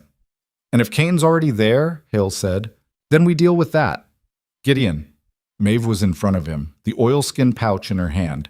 She looked at him with those eyes and said quietly, so only he could hear, take care of Daniel on the road. He looked at her. He wanted to tell her to stay here with the younger children and let him and Hale handle this, and he could see by the look on her face that she already knew he was going to say it and had already decided how she felt about that. Ruth and Eli stay with you, he said instead. And Clara, you don't leave this house until I send word. Maeve accepted this with one short nod. Daniel was already at the barn. Tick. They rode hard, and without much conversation, Gideon and Daniel and Hale strung out along the road toward Dry Creek, the morning sun in their faces and the dust coming up from the horses' feet. Hale was a better rider than he'd admitted, which Gideon noted without comment. Daniel rode like someone who'd been on a horse since before he could walk, which he probably had been. They were 3 miles out when they saw the dust of other riders, heading the same direction, too far ahead to identify. Moving fast. That's them, Daniel said. We don't know that, Hale said. That's them, Daniel said again. Gideon pushed his horse harder. They came over the low rise that led down into the Dry Creek Valley, and he saw the homestead in the middle distance. A single-story frame house, a barn, a field with the remnant of a summer's planting still standing in dry rows. And in the yard in front of the house, 2 horses already tied at the rail and a third man coming around from the back of the building. Kane's men. Advance riders sent ahead while Kane followed with the main group. Gideon didn't slow down. He came down the rise at a canter and pulled up in the yard with enough speed that the 2 horses already there shied, and the man coming around the back of the building stopped abruptly. Get off this property, Gideon said. He didn't shout it. He said it in the voice from the deputy years, even and clear and carrying enough weight that the man coming around the back of the building actually took a step backward. The 2 advance riders, Gideon didn't know them, which confirmed they were the hired men from the previous morning, not county deputies, looked at each other and then at him. One of them started to say something. Hale arrived. He was breathing harder than Gideon from the ride, but he had the leather satchel and he had the voice, and he used both. This property is under active legal challenge filed with the Morrow Courthouse, docket 47. Any attempt to establish county possession prior to the resolution of that challenge constitutes unlawful trespass. He opened the satchel and produced a copy of the filing. I'm counsel for the Carter family. This land belongs to the Carter children, and any man who sets foot on it in an official capacity before this challenge is resolved is opening himself to personal liability. Whether that last part was technically accurate was, Gideon suspected, beside the point. The 2 riders looked at the paper Hale was waving at them, and then at each other, and then at the man who'd been coming around from the back of the building, who had apparently decided during all of this to stay where he was. Daniel had ridden past all of them and dismounted at the house. He was on the porch, his hand on the door handle, and he turned the handle and the door opened and he stood there for a moment in the doorway of the house he'd grown up in, looking into it. And then he came back down the steps with his face doing the same complicated several things at once thing it had done in the barn when Gideon told him what the doctor had said. They haven't been inside, Daniel said. Not yet. Kane arrived 12 minutes later with Briggs and 2 other riders. He came into the yard and assessed the situation in one sweep. Gideon and Hale, Daniel, the 3 advance men who had not accomplished what they'd been sent ahead to accomplish, and Gideon watched the assessment happen and watched Kane fold it into whatever calculation he was running. "Gideon," Kane said. He looked tired, which was the first time Gideon had seen that. "You need to stand down." "I'm standing on my client's property," Hale said. "Your challenge hasn't been reviewed. It's been filed. That's sufficient to create an active legal dispute. You know that, Rufus." It was the first time Gideon had heard Hale use Kane's first name. It changed the texture of the exchange slightly, made it something between people who'd known each other a long time and had just arrived at a point they'd been building toward without quite acknowledging it. Kane looked at him. "Franklin," he said. And then he stopped because there wasn't anywhere clean to go from there. He had a signed order and a lawyer challenging it, and 3 men who'd arrived before him, and a teenage boy standing in front of his family's house, with his hand now flat against the doorframe, not blocking it, just touching it. Briggs moved his horse forward, and Gideon turned his own horse to face him and said, "Al," in the same even voice he'd used on the man in the back, and Briggs stopped. Kane looked at Gideon for a long time. There was something working in his face that wasn't quite anger. Anger Gideon could have read cleanly. This was something more complicated. A man watching the structure of something he'd built very carefully beginning to come apart, piece by piece, each piece falling in a way that was technically avoidable but somehow wasn't being avoided. "This will go to the county court," Kane said. "It can't go to Aldrich's court," Hale said. "Conflict of interest. It goes to Guthrie. We've already established that." "Then we'll wait for Guthrie," Kane said. He looked at the house one more time, then he turned his horse. "Come on," he said to his men. Briggs looked at Gideon. His expression was harder to read than Kane's. There was no complexity in it, just a flat resentment that was about the day and the outcome and not about anything specific Gideon had done. He turned his horse and followed Kane. The advance men drifted after them, the last one giving the yard one backward look before he was gone. Gideon sat on his horse in the sudden quiet of the Dry Creek homestead and listened to the hoofbeats diminish down the road. Daniel was on the porch steps, his elbows on his knees, his head down. Not crying, or if he was, it was the contained kind, the kind that happened in small spaces and didn't advertise itself. Hale rode up beside Gideon. "That was closer than I'd like," he said quietly. "Yes," Gideon agreed. "He's not done." "No, but Greer coming to you changes things." Gideon looked at Hale. A deputy turning on his own sheriff. That's something Albright and Guthrie will care about. That's a witness inside the operation. Hale nodded slowly. "I need to get Greer's statement on paper before Kane finds out he talked." "Go back to town. I'll stay here with Daniel until you send word." Hale rode. Gideon dismounted and tied his horse at the rail and went to sit on the porch steps beside Daniel, leaving a reasonable amount of space between them, not crowding him. A hawk turned slow circles above the field. The dry rows of the summer's planting stood in the afternoon light, ragged and unharvested, but still standing. Daniel lifted his head after a while. His eyes were red at the edges, but his face was set. "There's still work to be done in that field," he said. "It's late, but not too late. Some of it could be saved." "I know," Gideon said. "I don't know if we have the tools here. Our mule was—" He stopped. "Kane's men might have taken the mule." "We'll find out," Gideon said. "We'll deal with whatever's missing." Daniel was quiet for a moment. A bird landed on the fence post at the end of the yard and regarded them and flew away. "My father built this porch," Daniel said. "Him and Caldwell together. Took them 3 weekends." He ran his hand along the railing. It was rough wood, not finished, with the texture of something made for use rather than appearance. He kept saying he was going to sand it down properly. He never got to it. Gideon said nothing. "I'm going to sand it down," Daniel said. It wasn't directed at Gideon particularly. It was the kind of thing you said to the air, a promise made to no specific listener, which was sometimes the only kind that counted. They sat there on the porch of the Carter homestead for the rest of the afternoon, waiting for word from Hale. The light changed as the day went on, going golden and then amber, and the field in front of them went from washed out to warm, and the air cooled slightly, and the hawk came back and then went away again for the last time. When the territorial investigator arrived in Morrow 2 days later, he came with 2 men and a commission letter from Albright that superseded county jurisdiction entirely. His name was Marcus Teller, and he was a methodical, unhurried man who began by reading everything Hale had assembled and then spending 4 hours interviewing witnesses before he asked to speak with Kane. Kane met with Teller voluntarily, which surprised some people and didn't surprise Gideon at all. Kane would want to manage the narrative for as long as he could. He would be cooperative and professional and correct in the details, because that was how he operated. But Teller had the letter. He had Hennessy's statement about the fever's progression. He had Caldwell's testimony about the timing of Hargrove's offer.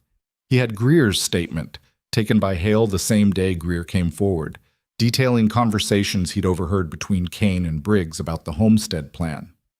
He had the county courthouse clerk who'd noted, in her own records, the unusual late evening meetings between Kane and Aldrich. He had, in short, the pattern. Each piece of it individually could be explained or dismissed or attributed to coincidence.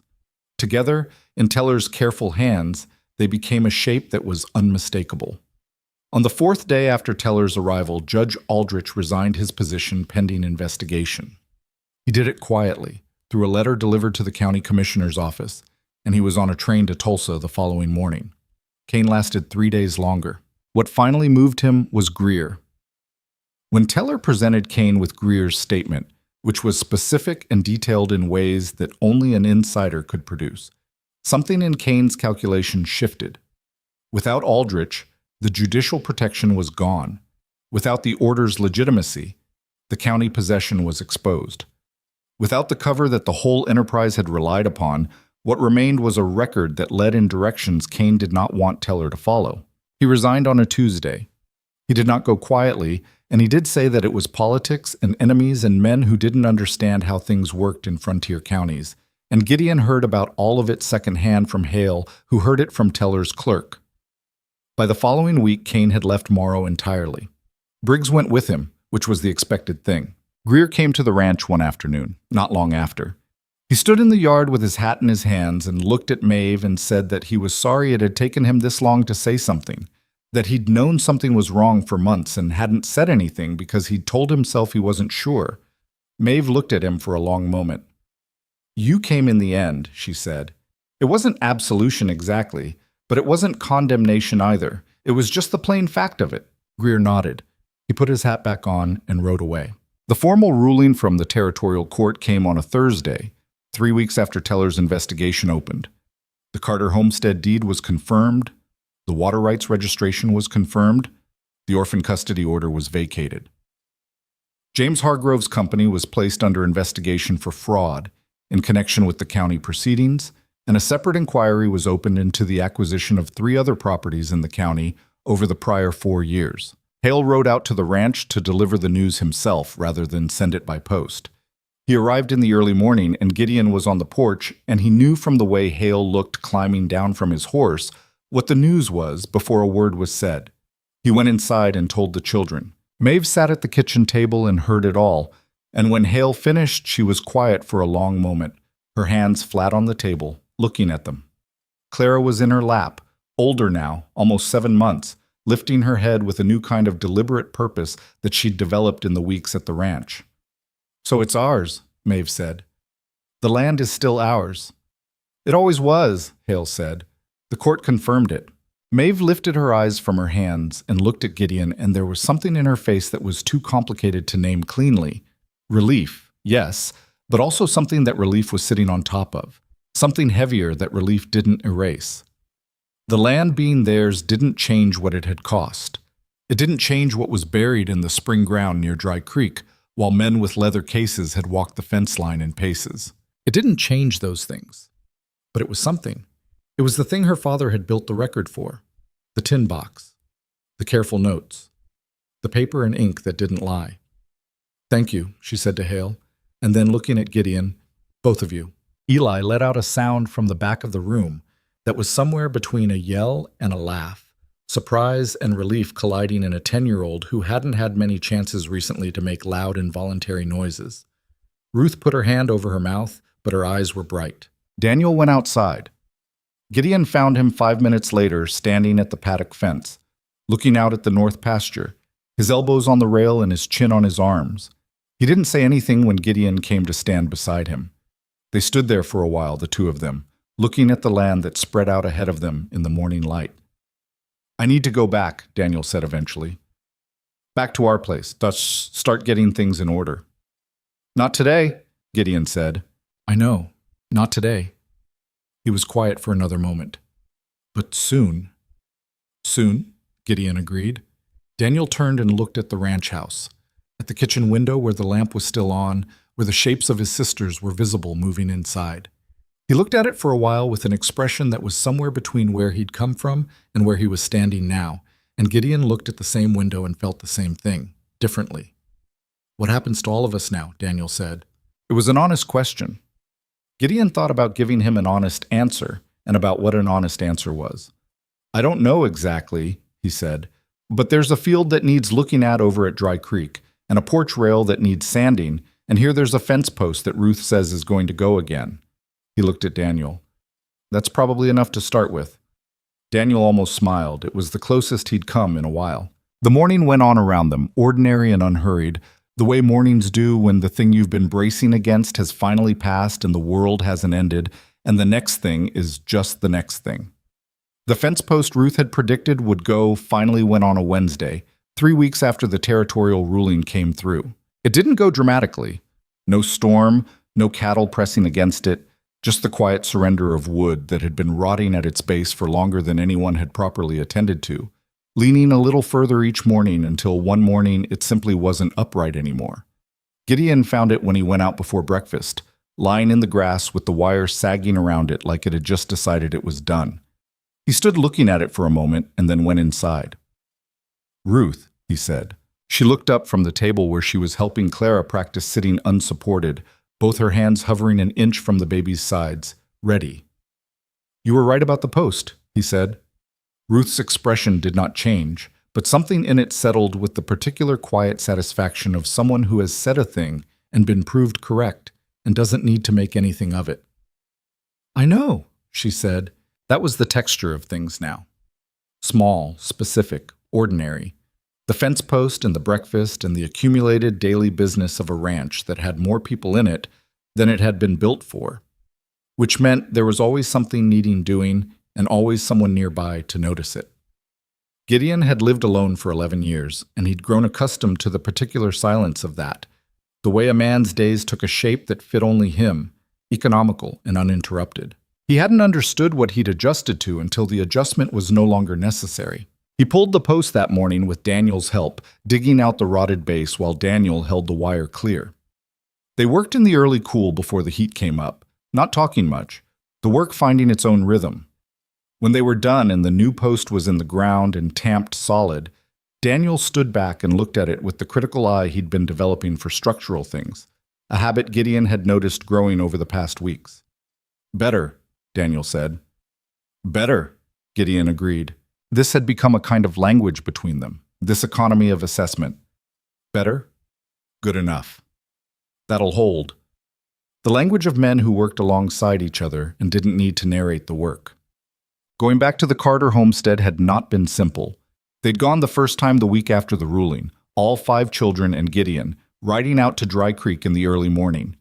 Gideon had expected some version of ceremony, a moment of return, the children seeing their home and feeling the relief of it restored to them. What he hadn't fully anticipated was how a place could hold the weight of what had happened in it. The house was intact. Kane's men hadn't broken anything or taken much. A sack of flour, it turned out, and the mule, which Caldwell had found wandering near his property and stabled, saying nothing about it until they came to get her. But intact was different from right. The house had the particular quality of somewhere that had been emptied of the people who made it make sense, and all 5 children walked through it with the careful movements of people navigating something they weren't sure would hold. Maeve had stood in the kitchen for a long time without saying anything. Gideon stayed on the porch and gave her that. She came out eventually and sat on the step and looked at the field, where the dry rows of her father's last planting still stood, and he sat beside her, and neither of them said anything for a while. "I can smell her still," Maeve said finally. "In the kitchen. Her and the soap she used." She said it not like she was inviting a response, but like she needed to say it somewhere that wasn't inside her own head. I don't know how long that lasts before it's just a house. Gideon thought about a different house, in a different time, and about standing in a room and being afraid of the same thing. Longer than you'd think, he said. She looked at him. It was one of the few times she'd let him see that she understood what he was giving when he said something like that. She didn't make anything of it, she just nodded and turned back to the field. In the weeks that followed, they worked the homestead in shifts. Daniel and Gideon would ride out 3 or 4 mornings a week, while Eli managed the lighter ranch chores under Maeve's supervision. The field was late, but not lost. They salvaged what they could of the planting, more than Daniel had expected, and turned what couldn't be saved back into the soil for next year.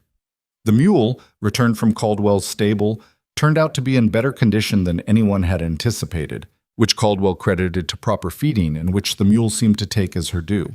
There was a satisfaction in this kind of work that Gideon had forgotten was available to him.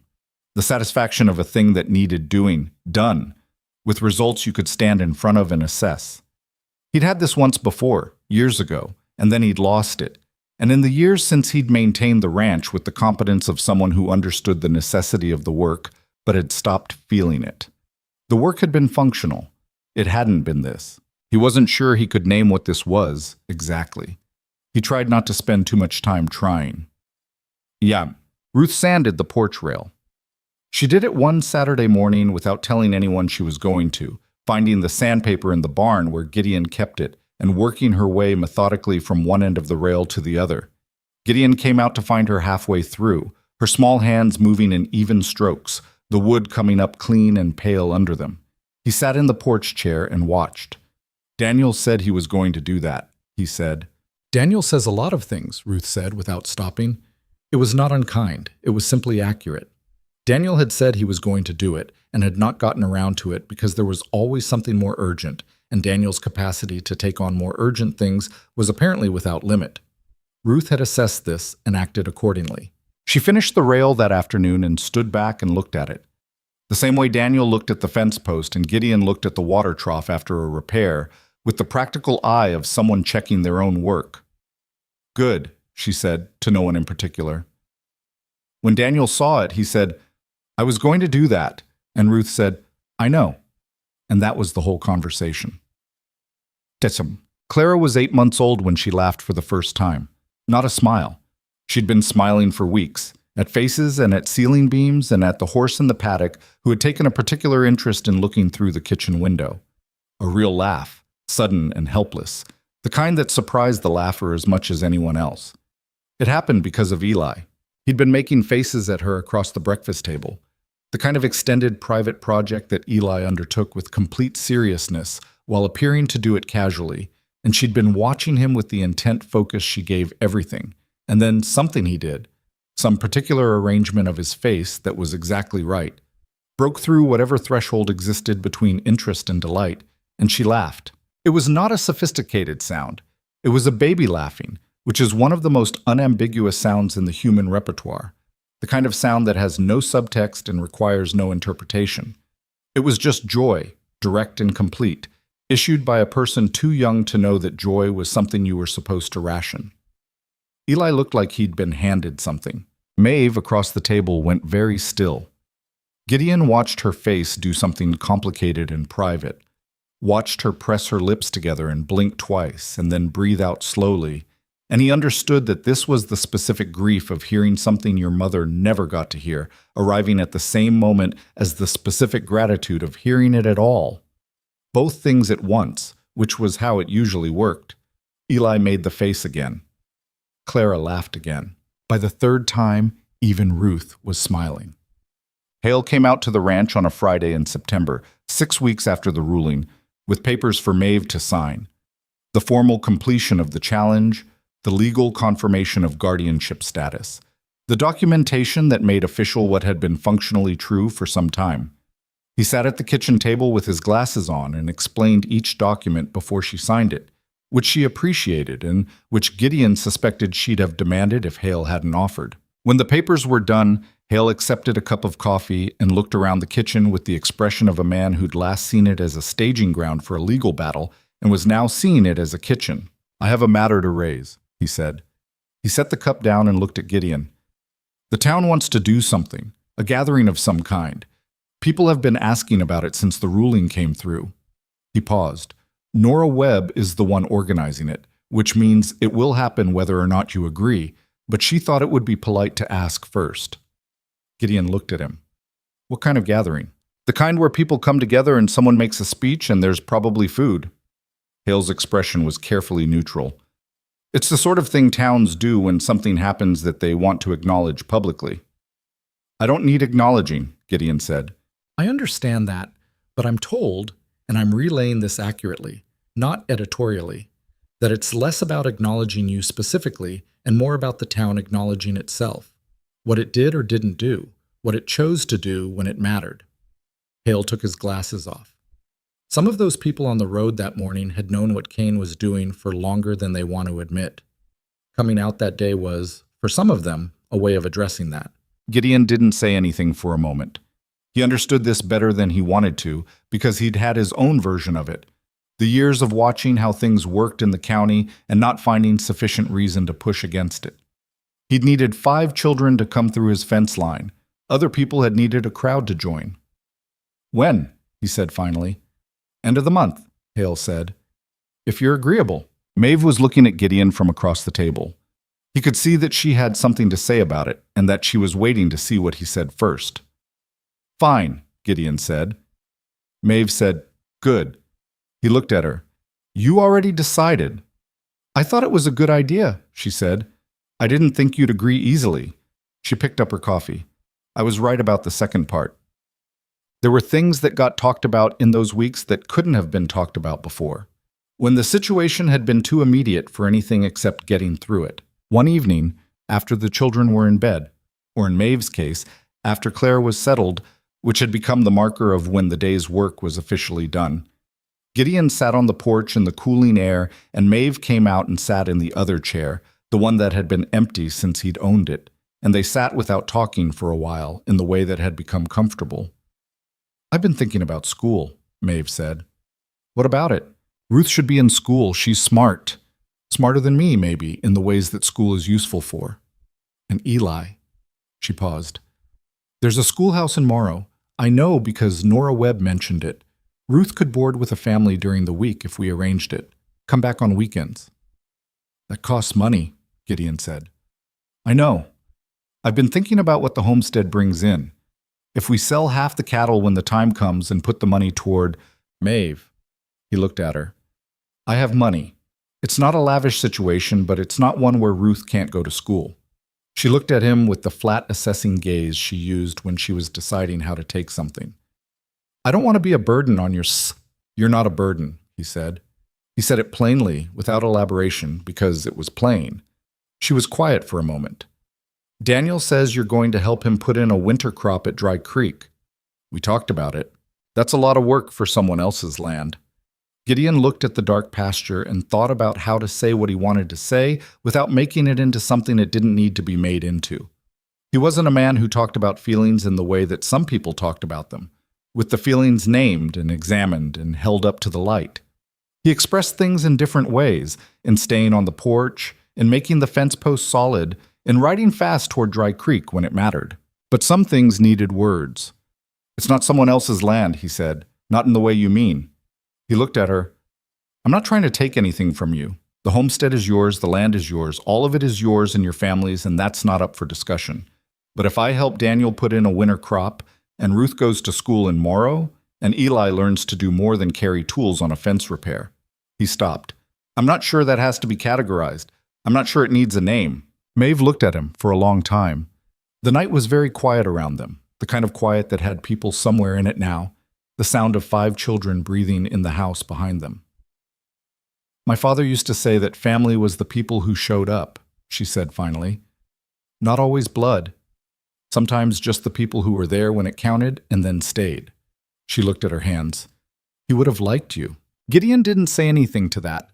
There wasn't a good response to it, and sometimes the right thing was to just let a thing sit where it was put. After a while, Maeve went inside.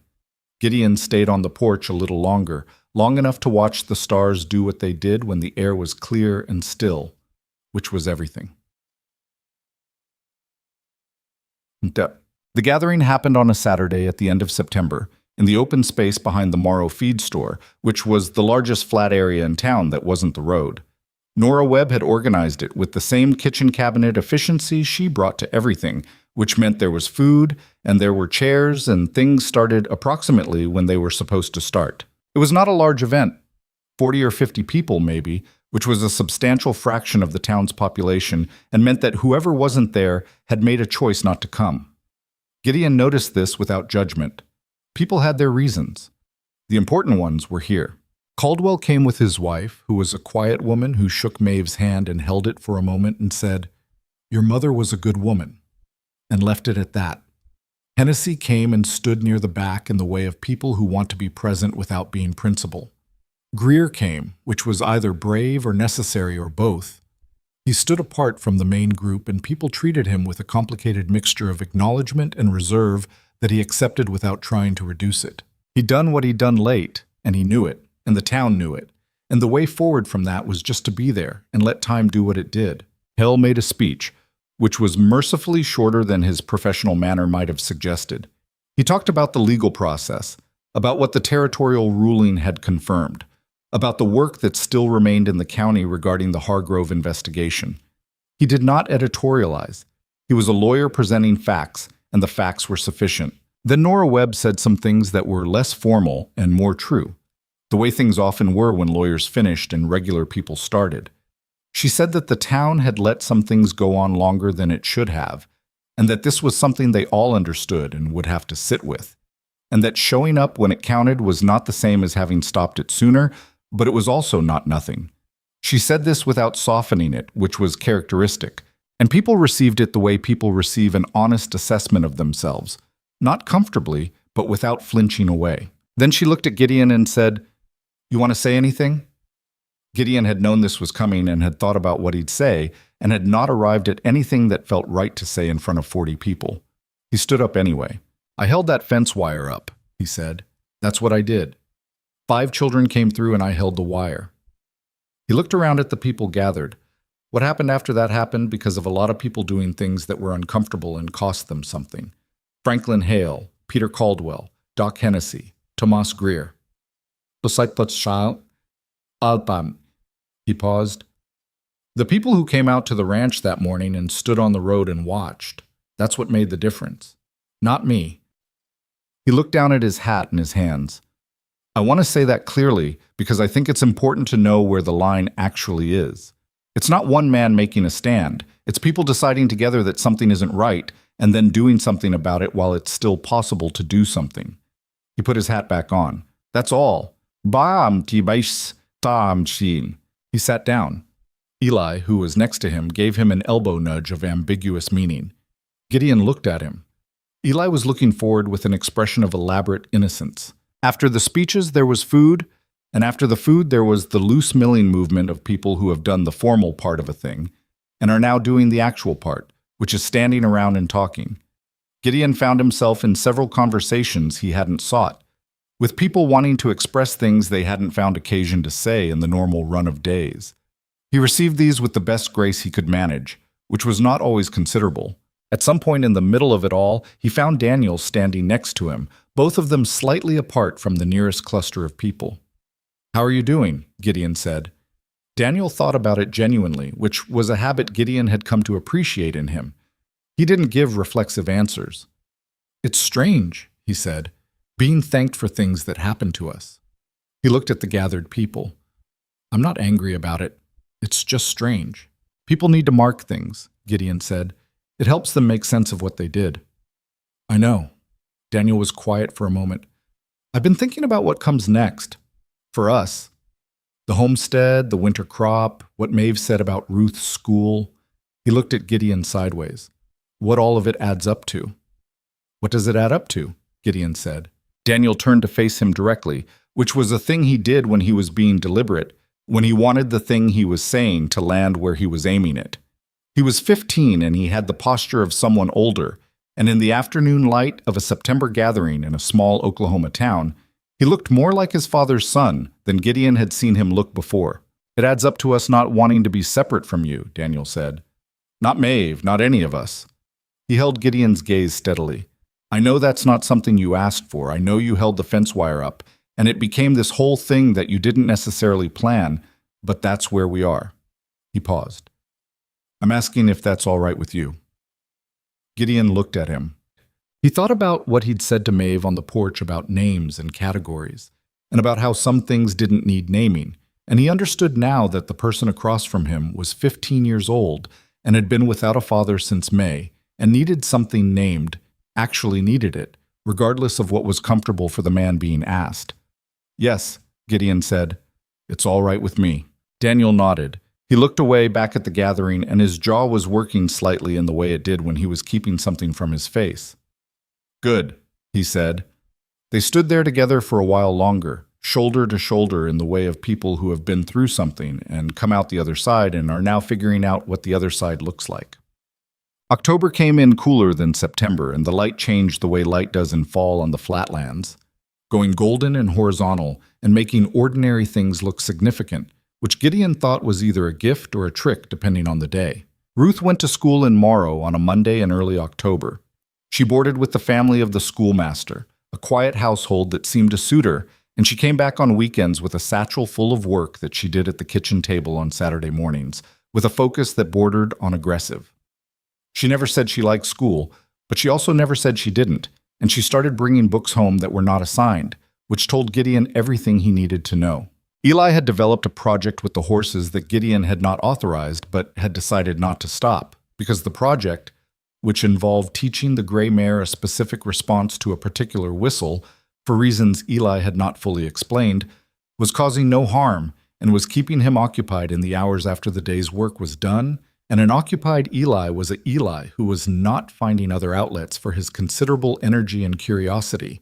He was 10 years old, and he had the quality that some children have of being interested in everything in a way that was exhausting, and also, when you were in the right frame of mind for it, not entirely unpleasant to be around. Clara grew. This was not remarkable in itself. Babies grew, it was what they did, but the pace of it was something Gideon had not anticipated, the way a person could change substantially between one week and the next. She was sitting reliably now and reaching for things with an intention that hadn't been there before, and she had opinions about who held her, which she expressed without ambiguity. She had decided, through some internal process that no one had been consulted about, that she liked Gideon. She reached for him at breakfast, and when she was fussy, and occasionally for no apparent reason, just because he was there and she wanted to be held by him specifically. He was not prepared for this. There was no way to be prepared for it. He held her when she reached for him, which was always. He was careful about it, and he was terrible at being casual about it, which he knew and which he had stopped trying to hide because the children had noticed it immediately, and hiding it was more trouble than it was worth. One morning, Maeve came into the kitchen and found him at the table with Clara in the crook of his arm, Clara eating her fist with great concentration, Gideon holding her with the particular careful attention of a man who is afraid of breaking something irreplaceable. Maeve poured herself coffee and sat across from him and looked at the two of them. "She's not going to break," Maeve said. "I know," Gideon said. "You hold her like she might." "I know," he said again.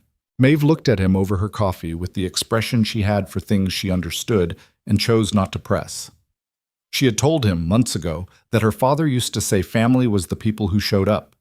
He'd thought about that sentence more than he'd expected to. He'd thought about what it meant that he'd spent 11 years very carefully not showing up for anything beyond the fence line of this ranch, maintaining a life that had no vectors for loss because it had no real attachment in it. And then 5 children had come through his fence and he'd held the wire up, and the whole construction of careful distance had simply, quietly, without announcement, stopped working. The thing about grief, Gideon had learned the hard way, was that it didn't go away when you built walls around it. It just sat there behind the walls, patient and permanent. And what he hadn't understood for 11 years because he'd needed someone to show him was that the way through it wasn't over or around or past. It was back into the living, back into the ordinary, painful, beautiful business of caring about people who could be lost. He didn't arrive at this understanding all at once. He arrived at it the way you arrive at most important things, incrementally, through accumulated evidence, through mornings like this one with a baby in his arm and coffee on the table and the sound of the ranch waking up around him. Clara looked up at him from the crook of his arm and grabbed his finger with her whole fist and held on with the unthinking grip of someone who has found something solid and has no intention of letting go. He let her hold it. In November, Daniel put in the winter crop at Dry Creek. Gideon helped, and Caldwell came 2 of the 4 days they worked and brought his own plow horse, which made the work go faster. The field that Will Carter had planted and not lived to see harvested was turned and seeded under the flat November sky, and Daniel worked it from one end to the other with the careful thoroughness of someone making something mean something. On the last afternoon, when the work was done and the light was failing and they were loading the tools back onto the wagon, Daniel stood at the edge of the field and looked at it for a long time. Gideon stood nearby and waited. Caldwell had already headed back, raising a hand as he went. "He would have done it better," Daniel said. "My father. The row spacing is off on the east side." "It's your first time," Gideon said. "I know." He looked at the field. "Next year it'll be better." "Yes," Gideon said. "It will." They rode back to Gideon's ranch in the fading light, following the road that Gideon had watched Kane's dust column disappear down, months ago, in a moment that felt both recent and very far away. The prairie was quiet in the way it got in November.